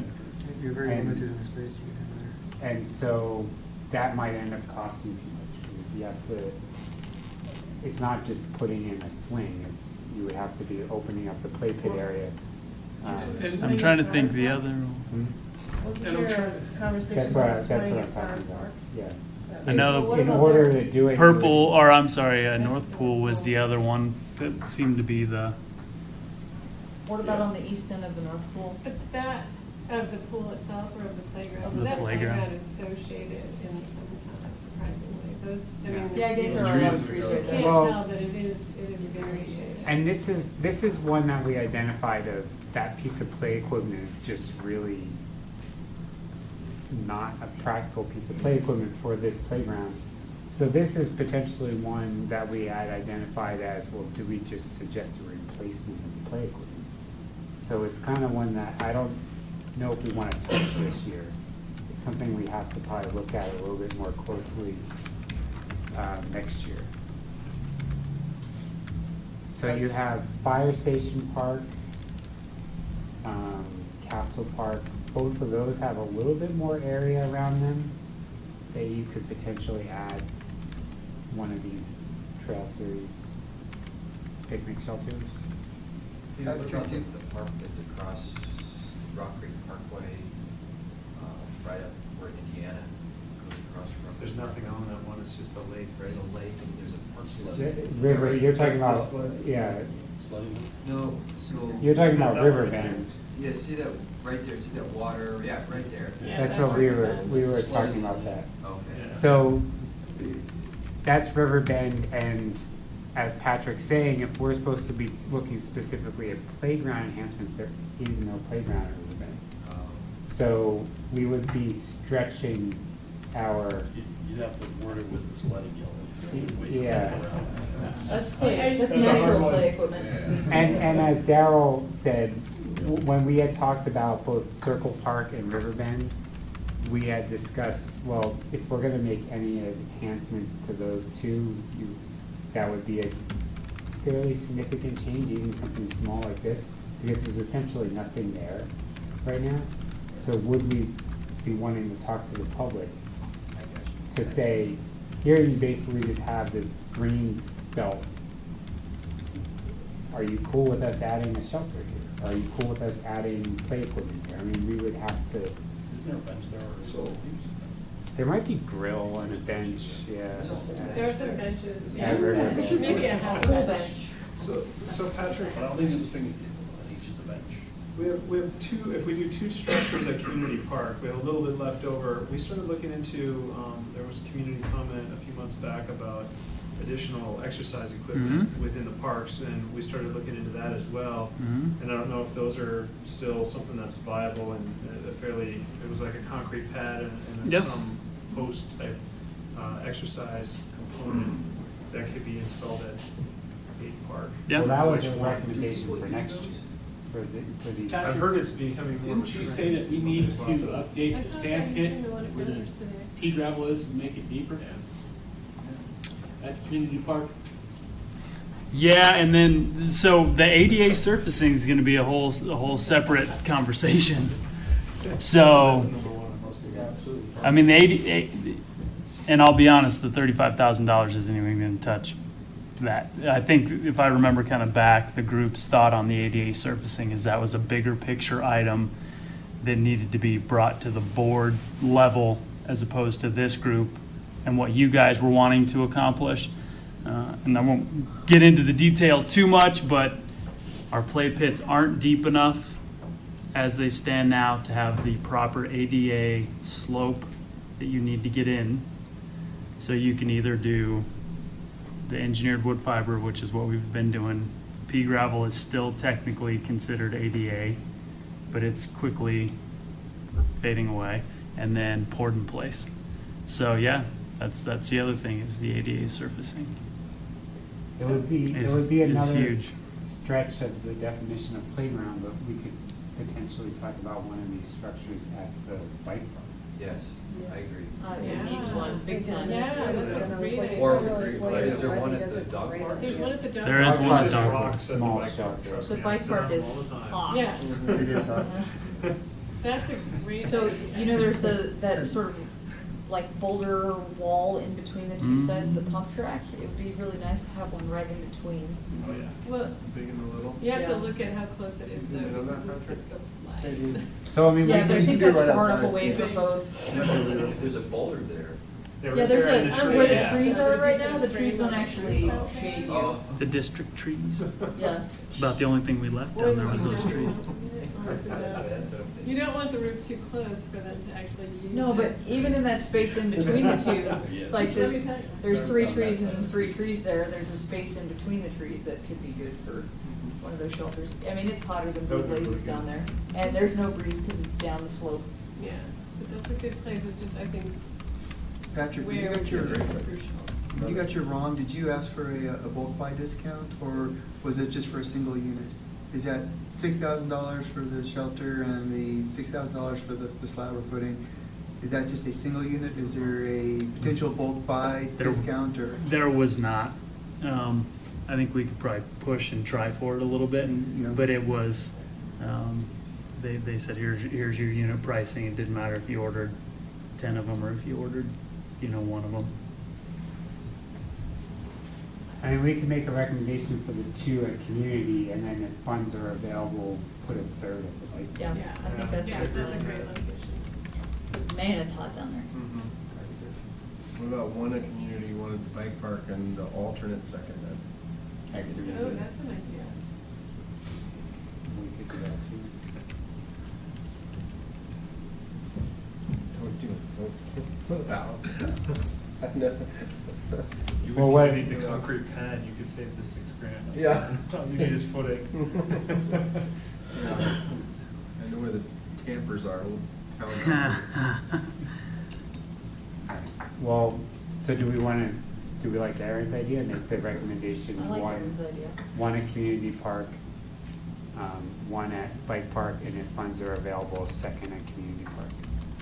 I think it shows that the town's making an investment in the bike park too, because right now it's in such disrepair that if we then partner in the spring with the bike shop or with Florida Mountain Bike Alliance to revitalize the pump track, I think that shows that the town cares about the bike park and wants it to be there. Patrick, was there any success in that volunteer campaign to try to get people signed up for working on the bike park? No, but if you remember, out of that, the direction we received from the manager was to allocate 10 grand a year to do bike park and disc golf maintenance. So, and we started some of that. I mean, we've been, without completely going overboard, have had Vargas over there hand pulling and spraying, and at Yeah. least doing some of the basics. But yeah, I think some steps in the right direction, and then getting our hands on that bike shop in town would be great. Well, and maybe we partner with Lee McCormack that helped to build it in the first Yeah. place, and like host a kids clinic or something out there just to get people like excited about it again. Yep, we've had 2 groups this year. There was a mini BMX team of little guys that were out there this year. They were interested.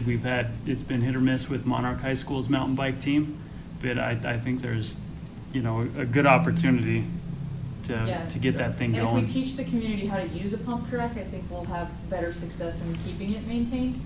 Because right now, a lot of the little guys just run roughshod over it. We did interview a couple more candidates for the Youth Advisory Council, and one of them has a keen interest on the bike park. So that is one of the questions that came up is, could you come up with a plan? He's very interested in coming up with a plan to help. It's interesting in talking about single track development. We've had a couple of recommendations to use that hillside as the single track development. So you'd have the bike pump track and then go This kind of. parcel? Yeah. Well, I mean, it's not a huge area and it's not but we've, No, but you could do cyclocross or something like that over there. and that's where the requests have come from. Because that's a huge, Yeah. I mean, Valmont is extremely successful in part because of cyclocross. Yeah, so that request has been out there too. Yeah. And take out the disc golf Or, Just si- watch out. or go around? or somehow, yeah. Or somehow Incorporate it into it, maybe That you makes gotta- it more exciting. If coexist you're them not somehow. risks. But as we've thought about, as staff has thought about the mountain bike options in town, that is a location, mostly due to cyclocross, and then some of the, if I remember, it actually started with some of the Monarch High School kids. I think that's a huge benefit and would bring people to that park. And probably would drive proper usage of the pump track. Is that just all floodplain? No, this is elevated. It is This is elevated. big hillside here, kind of plateaus up at the top. We have a main line that runs through there from Yeah. our water Yeah. sanitation plant right here, this water, and it's a potable line that runs from the plant all the way to that side of Horizons as well. So anytime that there's any type of repair, you gotta think about disrupting or moving dirt around for bikes as well as frisbee golf. Something we're gonna do. And the reason why I know it's there is because I fixed it in the gym. Right up there off that. Well, I can actually add the bike park specifically to the work. Yeah, plan let's as do that. well. I think that'd be a really Um, interesting project to work on. Yeah. So we'll add that to the coyote. route. Is there a spot to put it? No, very nice. I've been on it. What we're talking about right now, is there? The shade structure? Yeah. Yeah, there's a flat spot right in There's a between the flat two spot on right track. between those Yeah, two in between. I think it'd behoove There's us- one right there, and then there's one in between in the middle of the rocks there. Opening between the trees. Yeah, right there. That's flat. It's totally flat. And honestly, I think that you could put it in without a flat concrete pad out there. You could do just drilled piers. Drill it, bore it. I would Fill it say, up yeah, there. You don't need the concrete concrete pad out there. It doesn't, you don't need Would one. fit, yeah. Well, yeah, I mean, could it just be installed in like casings rather than? Or do crusher fine or something under it, just border it in, I'm sure That we might could. fit in better with the sort of natural topography over there anyway. Yeah, you could just do 'Cause the other like ones a are trying to railroad do tie concrete pad. border, Right. inset railroad ties and You're the pressure concrete fine. pad, now you can get 3. Yeah. Yeah, there we go. Mhm. That Yeah, saves because you- that If it eliminates does- the $6,000 cost. Yep. Look at us solving problems. Love it. So, I mean, should we Okay, actually so do say we that need to then? make a I- motion? I have Bike it. park one without a concrete pad? So here's why I have. The committee would like to recommend using the $35,000 in CTF funds to add one 8x8 shade structure and concrete pad near the playground at Community Park to provide shade and seating for park users, and one shelter near the bike park. If funds are available, the committee would like to consider adding a second shelter at the playground in Community Park. Correct. And I think that Do we need to propose a map of the location that we propose? or I'll just say- I'll include that in the Okay. notes. Absolutely. I was like, Yep. And the and the product. And, That's where we're gonna put it. no, no, this In would. this general vicinity here. Did you capture the potential of not having the slab for the bike park in that? I can Yeah. if that's what we want in the motion. I think so. can we just make Because sure? that allows us to get 3 Yep. with our budget. And if it's, Yeah, we What could say year? two with concrete pads at Community Park and one with just a crushed refined pad at the bike park. So what I'll do is I'll clean this up and then shoot that out in the notes. Okay. That way we don't have to. So anyone want to make that motion? Well, Patrick, do you have to have some language that says if the budget permits? Because it sounds like you have I the think we budget got the for it. money. Yeah, no, I'll take all that out Oh, okay. and add in the language about so I'll do 2 concrete pad, two 8x8s with concrete pad at Community Park, one. With the 2 locations that we. Yep, and then one shelter without a concrete pad at Bike Park, Right. and then we'll send that out in the Sound notes. I second. Sandy first, Corey second. Discussion? All in favor? Unanimous. Good job. All Who right. doesn't want a nice place to sit? Okay, sit so- on some comfortable rocks at the bike. You want me to? So we'll move on to updates. At the September 23rd town board meeting, there was a update from the developer on town center, including some proposal changes for the street alignment along parcel 2, part 2, and then also a proposal for the town plaza design. All right.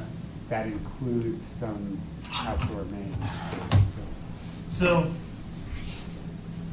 this discussion is actually going to kind of morph.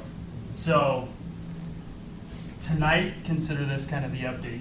You, as well as the other committees, I would imagine here in the next maybe month, are going to be asked to review a formal FDP kind of, and I'm going to go into a little bit of the history. So this park, what we call Park Parcel 1, Park Parcel 2, this street, Creekview Way, for a long time was shown as homes that backed right up to the park. And it was. I mean, I think we all kind of understood what the developer was wanting, and you know, this idea of having some homes, people that really wanted to be right next to this field. But as we looked at it practically, you didn't have any way to get there. You didn't really have any place to park. You didn't have a safe place to drop off kids. There was an opportunity also that the developer's interested in looking at realigning this kind of big town plaza to tie more closely in to this BVI's facility and do some alignment here, and it allowed them to gain a little bit of retail space. So the quick and dirty for tonight is able to do some realignment and get a street next to the park. Maybe bring back in some kind of parking. And then a little bit of a town center plaza change. I'll kind of.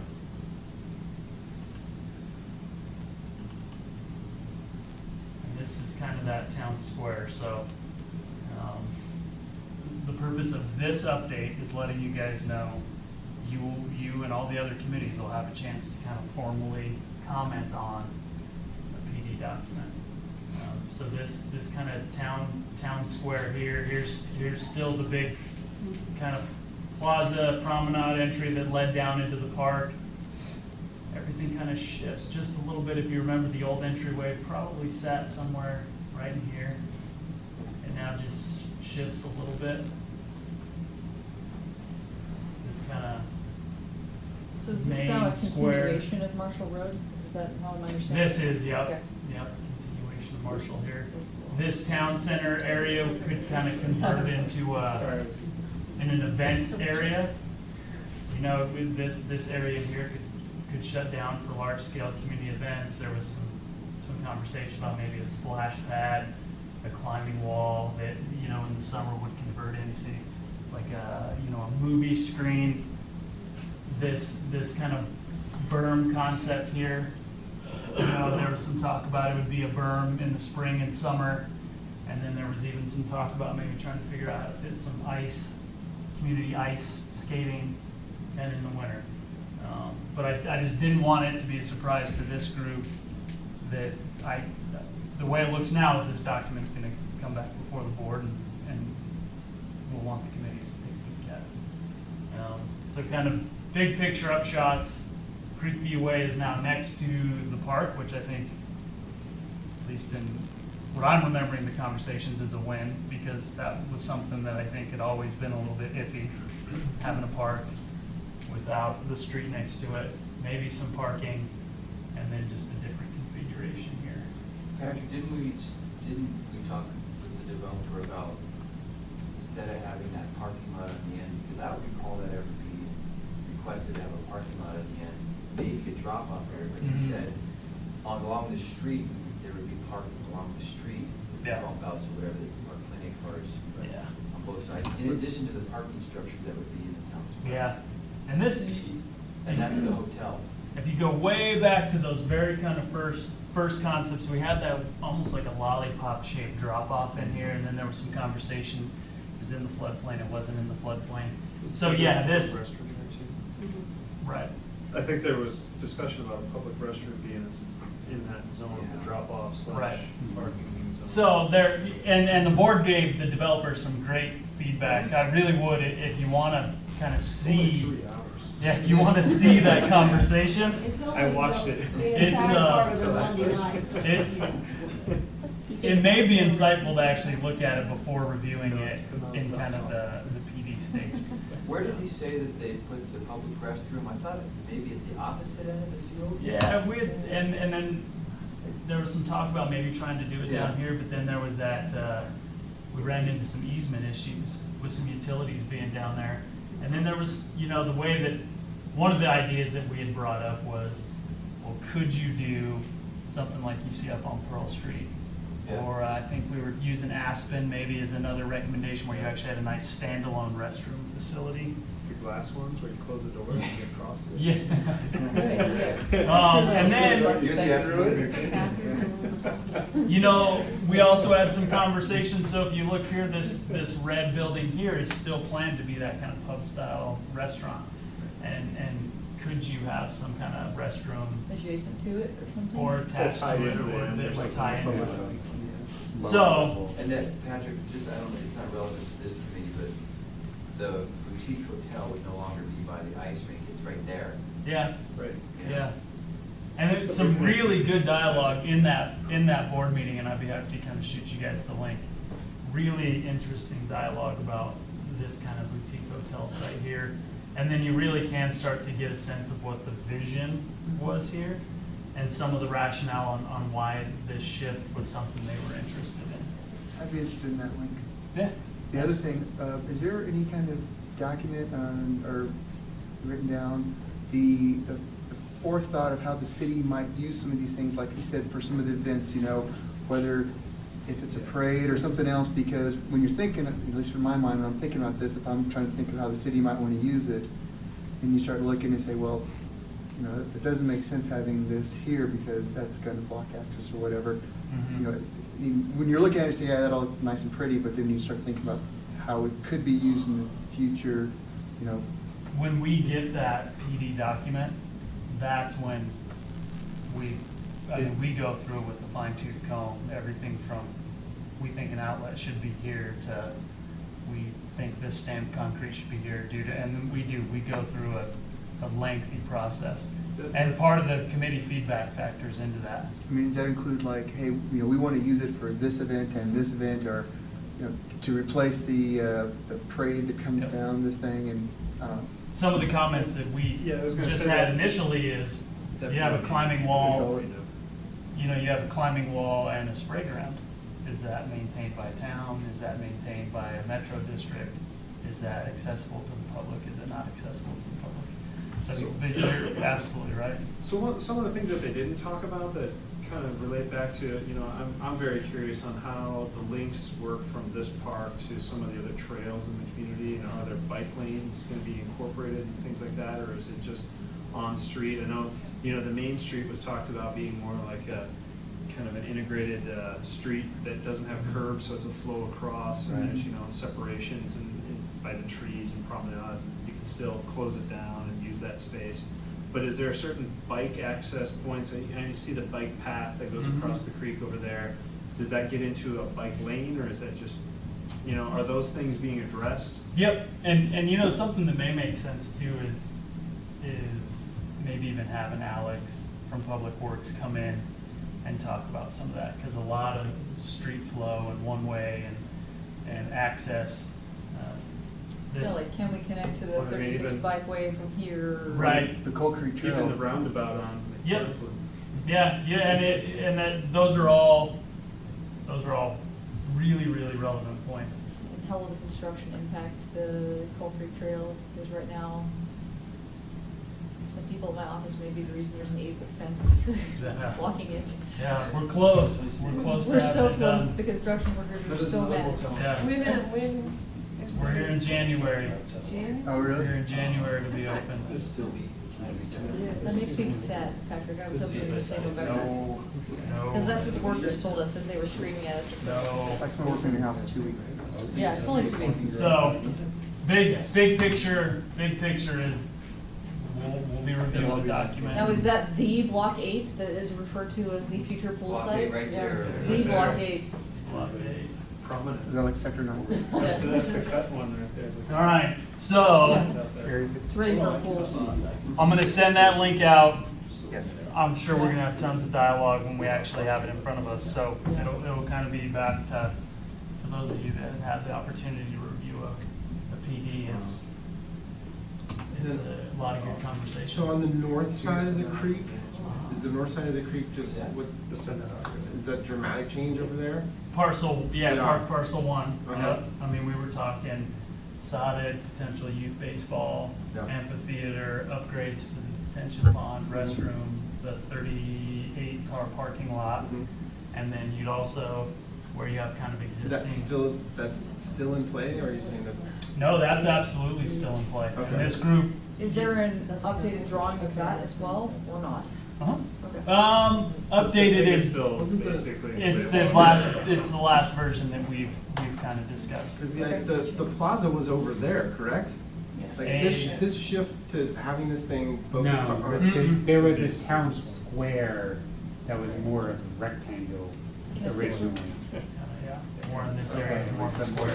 centered, I think. And the PD Because to I do knew it it was wasn't this thing, right? Because now this thing is featured on the ice rink. This kind of plaza is. Uh-huh, Mhm. okay, got it. And that was intentional, right? That was So intentional. The ice rink is now kind of a focal. Now it's the center. It is the town center. right? Yeah.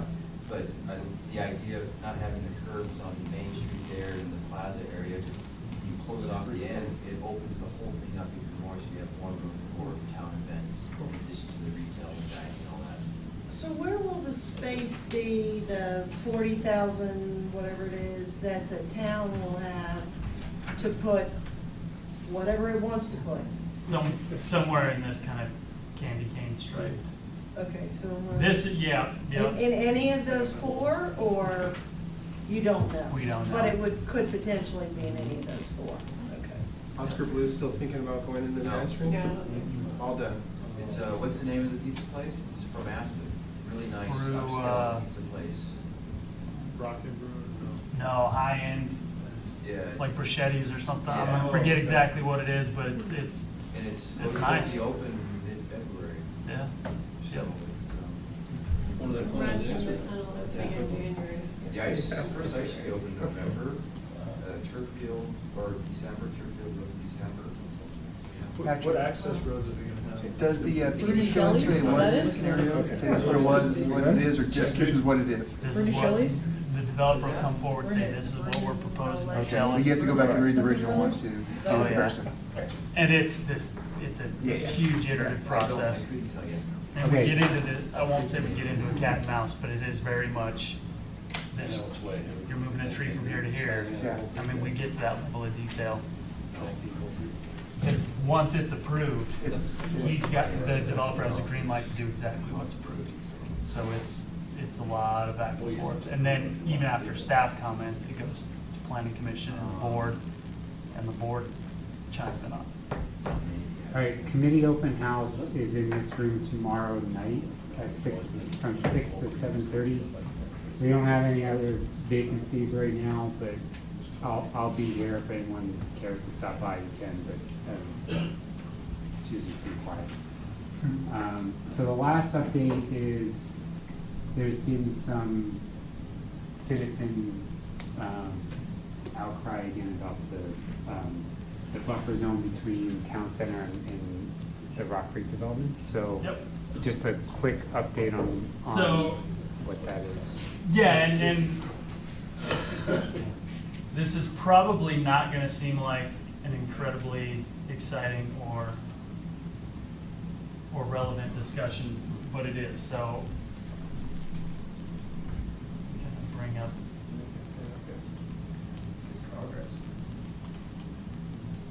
All right, so this document here was the annexation agreement when everything was getting sorted out across the street. As you can see, kind of in this top part of the agreement, a buffer area is identified, and you know, I won't read it word for word, but you guys can kind of get the gist of there needs to be this buffer between the homes, kind of top of the hill and development. It was specified as a natural area buffer. No buildings or any other improvements shall be constructed within 200 feet, kind of the south boundary. Like I said, you guys can kind of read it. What we're wanting to maybe get at this evening is the developer is going to come forward at some point with an FDP with that buffer in there. And if the committees want to make comments, now's probably the time to make comments. Are we still liking what we call the native? Are there concerns? As Peter said, some of the residents have had some concerns up there. Now, if there's any questions about this buffer area, this is the time to have the conversation. So what I tried to do was for everybody just to get familiar. This is generally where this area is. Two different shots. And then wanted to kind of show you guys in town what we consider this naturalized buffer area, and then some characteristics of what we consider native landscaping or naturalized buffer. And how we classify that is Rock Creek native seed mix. It's mowed maybe a couple times a month. Minimal irrigation with really minimal landscape features, trees, shrubs, berms, maybe some grasses. The best example of it's probably along Colton Road, where you would have really just some kind of natural material that's in there. It's not like it's sod. We don't mow it like it's sod. It may or may not have some kind of trees and shrubs in there to break it up, but really what it is it's a gap, it's a buffer between residential and something else. Can you go back to the map? So what's the issue that with the current owners, or that it's being narrowed? Is it that they want specific grass? Well, I think it's kind of twofold. One, I think they're wanting to, they're concerned that the developer, Chris, you've heard this more than I have. They wanted to ensure that the developer is not encroaching on that buffer zone. I think some of the construction equipment has, is that right? But if you go down Discovery Park Drive, I remember you used to park at the end there and just walk out all the way to the cemetery. You you go to the end now, if you walk out, you'll fall off like a 50-foot cliff. And they've excavated so much, it's way down. So in order to make that excavation somewhat smooth, This it one, had to George, go- you want to bring up the more of the, like the aerial Yeah, one. you gotta think about that, is that FRICO has a Are water they- line. They're not intending. FRICO to owns infill back to make the the easement natural- rights. They'll put it Yeah. back So in, yes. theoretically, the developer needs to see FRICO, which is a farmer's irrigation company, Yeah. is gonna turn over those easement rights to do anything, because FRICO owns that road, pretty much. It's, water comes across up top here by Yeah, Key it Bank, shoots shoots across. across McCaslin, goes back by the pond with, where the pump is, where cattails are on the north side. There's a gate that goes behind the gated community, goes all the way back down, and that irrigation ditch goes underneath US 36.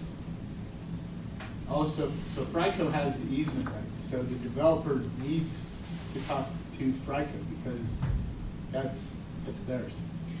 So what do you need comment from us on? Okay. I mean, So the second, so the first part I think is the residents want to make sure that that 200 feet plus the 50 feet of landscape buffer is enforced.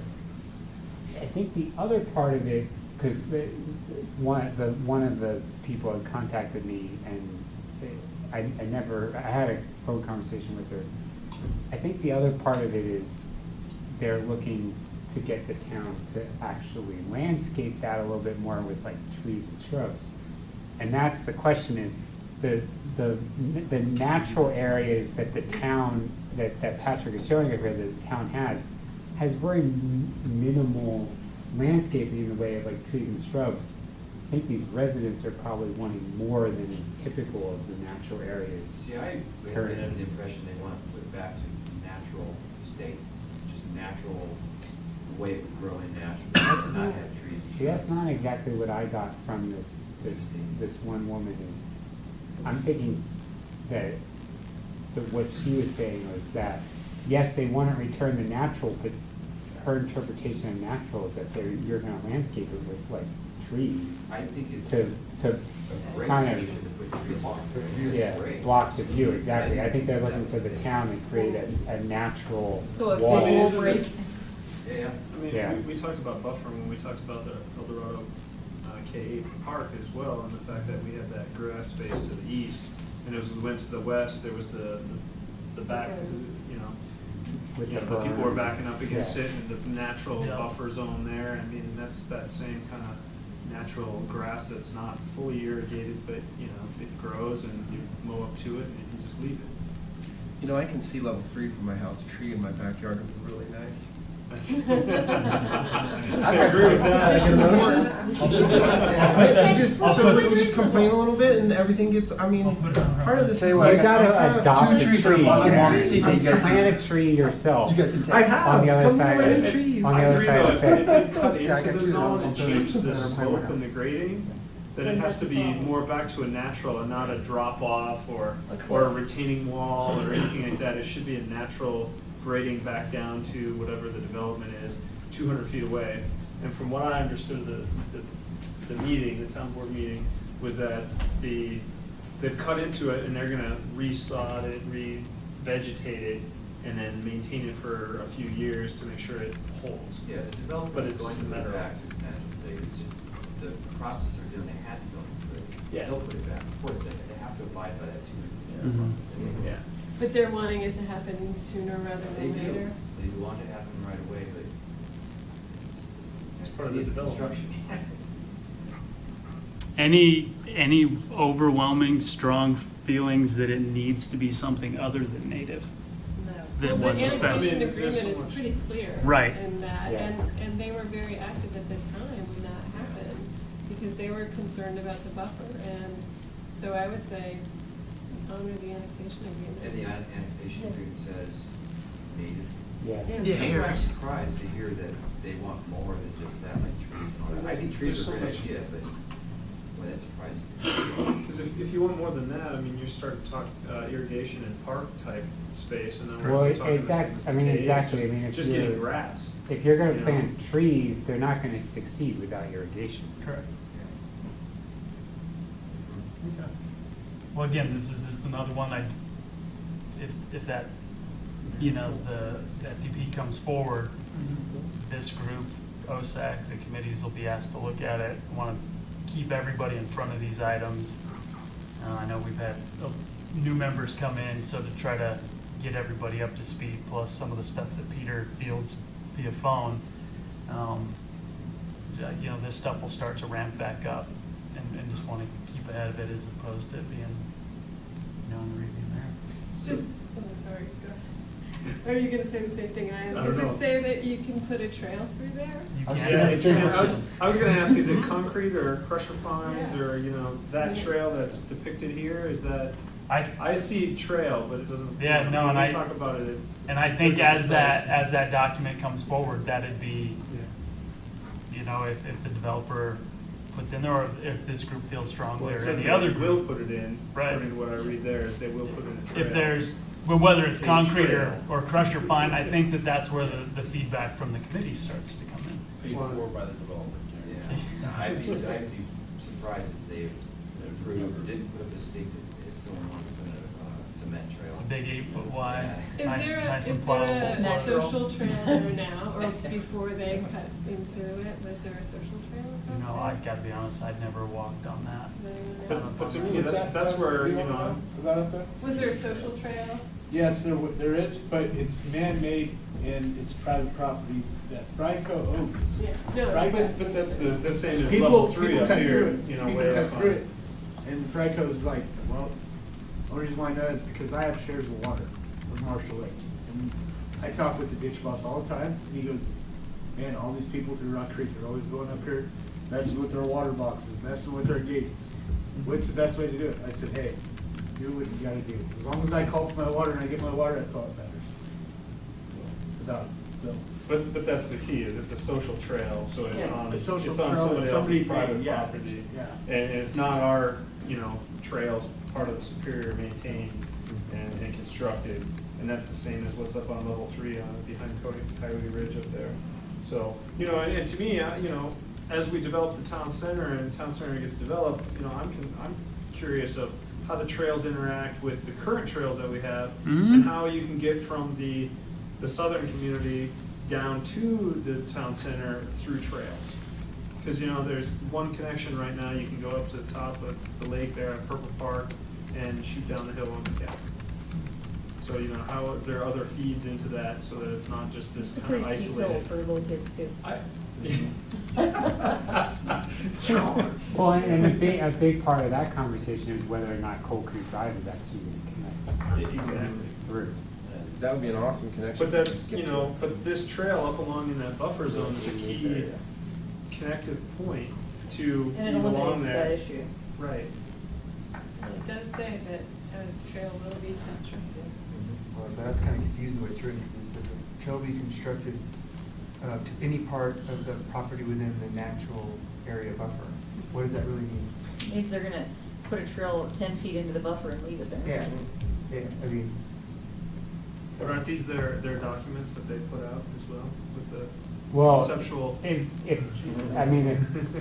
any of us who have been here long enough remember, originally we had looked at a fairly extensive buffer zone development that included like Yeah, that's fields right. and trails. That's right.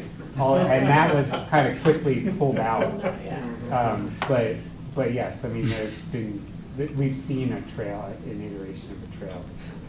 Remember the Nike park that was? Yeah. Oh, yeah. How cool is That that, was- man? We were all pretty excited about that. Yeah. 26 School, fields, right? Yeah. Charter school. Yeah. The kayak water. Kayak Yeah. Let's get that plan back. It was Is easy. Discovery Park still going on? Did they expand? And there were, They started that. Ron, you bring up a good point, because there was, there was some trail connectivity through the redevelopment of Discovery. It was gonna kind of come from, they would create some continuity on McCaslin. And there was a So- big problem with the hill Yeah. that you were just talking about. You fall off, right off. And Connect all that again, together. completely up to this group, but maybe that's another work plan item to look at connectivity between existing town. and Alex in Public Works and could probably do it far better justice than I can. But I know that there's been a ton of thought that's gone into traffic flow and bike lanes, and we're starting to get into signage and how do we look at, and this group will be involved in that, how do we deal with signage from US 36 Bikeway? What do we want people who are riding by, what do we want them to know about town? Where do we want them to go? So, If this group wanted to have a lot of fun, engage in community engagement with the Waterford Estates on the buffer zone. It doesn't sound like a lot. Okay. It'd be an active meeting. PROSTAC has great ideas for the buffer zone. Big parking lot in there, so everybody can park the car in there and walk over there We heard to you once going to the the town Center center. Block and park in the town No, center. fracking site. Oh, Well, you know what we have a big problem with is parking RVs in town. So you have an RV There you go. parking lot. Meeting adjourned. That note. Well, we have all the parking by Founder's Park, they park their RVs there. Oh, no. good meeting. What are you doing down there? What's that? Is it just massive? Is it gonna be a parking lot in front of the? Yeah, there's 60 parking spaces. Great, you got a sign, you got a sign. Oh, that's right. Yeah. We need to sign the. I need to see, Like, I need to see if it'll print. The street just fine. I know. I mean, we just started. Okay, we're gonna have to officially open this. That's a good point. Is Martin still in his office? If we can to Fairview, there's a lot of people that cut through there. Yeah. The little quiet little neighborhood is now a hub. It's funny because the bus takes up by the Sagamore development and we have to go into Manhattan. And if we're at 8:13 going out of the house, we go and cut through the marketplace because we'll be stopped by that bus road. Yeah. It is up there and we're like, what is taking us so long to get on the bus? Toddlers. Well, they've got, the kids with backpacks, they I'd sign can't this, see but each my other. dad's I mean, it is just crazy how long that bus is up there. Hey, is this group planning to do a Christmas party again this year? Oh, yeah, we went Christmas to, party meeting, that was really fun. Oh, yeah, we went over the. You mean a non-secular celebration of the winter solstice? Yes, that's what I meant, a Yeah, holiday party. I know what you're getting at. We went to OC's, right? Yeah. Yes, we did. That was great. And someone did, was it Jim or who brought gifts? Oh, Brent. Brent, that's right. Brent made the insane work plan cups. Yeah, that's right. Remember that? That's He right. had the- That was a lot of I fun. think mine are. Oh, it's just-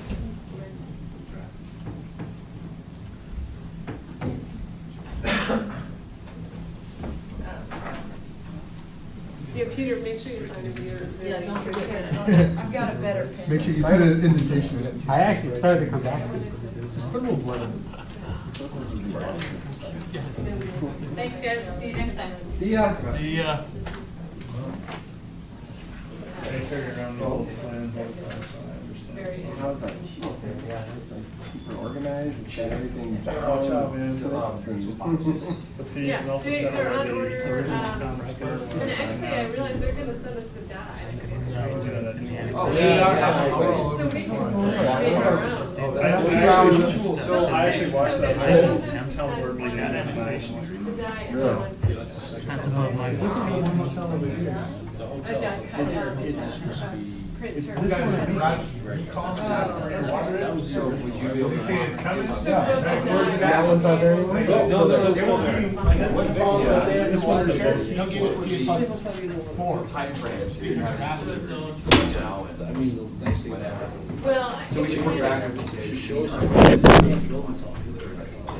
yes, you probably need to give you a little bit. So you can figure out how. I think the biggest thing will be how all of They can the. get more. Yeah, so that's what we started. So where's you, man? Good to see you too. Well, they're really awesome, like I was on, guy chatting about whether or not reimbursement. Ooh, be in Vegas? able to- Ooh. No, No, but I'm just saying, Urban trail builder, have a dialogue. guys who literally So, yeah. Okay, so we got some good stuff to do? Whistler, that's a super cool, almost like GIS. So we've got to have. Engineering. Yeah, it's just crazy. It's really interesting to have No, we're meet gonna go after the car. Yeah. They've got. who live and operate in that world, you know? So there's a lot of potentials. Yeah. Well, So I can start thinking about that. I mean, it's kind of cool. About that. So for those who live, we should die, we know that it's gonna. Oh, you have work.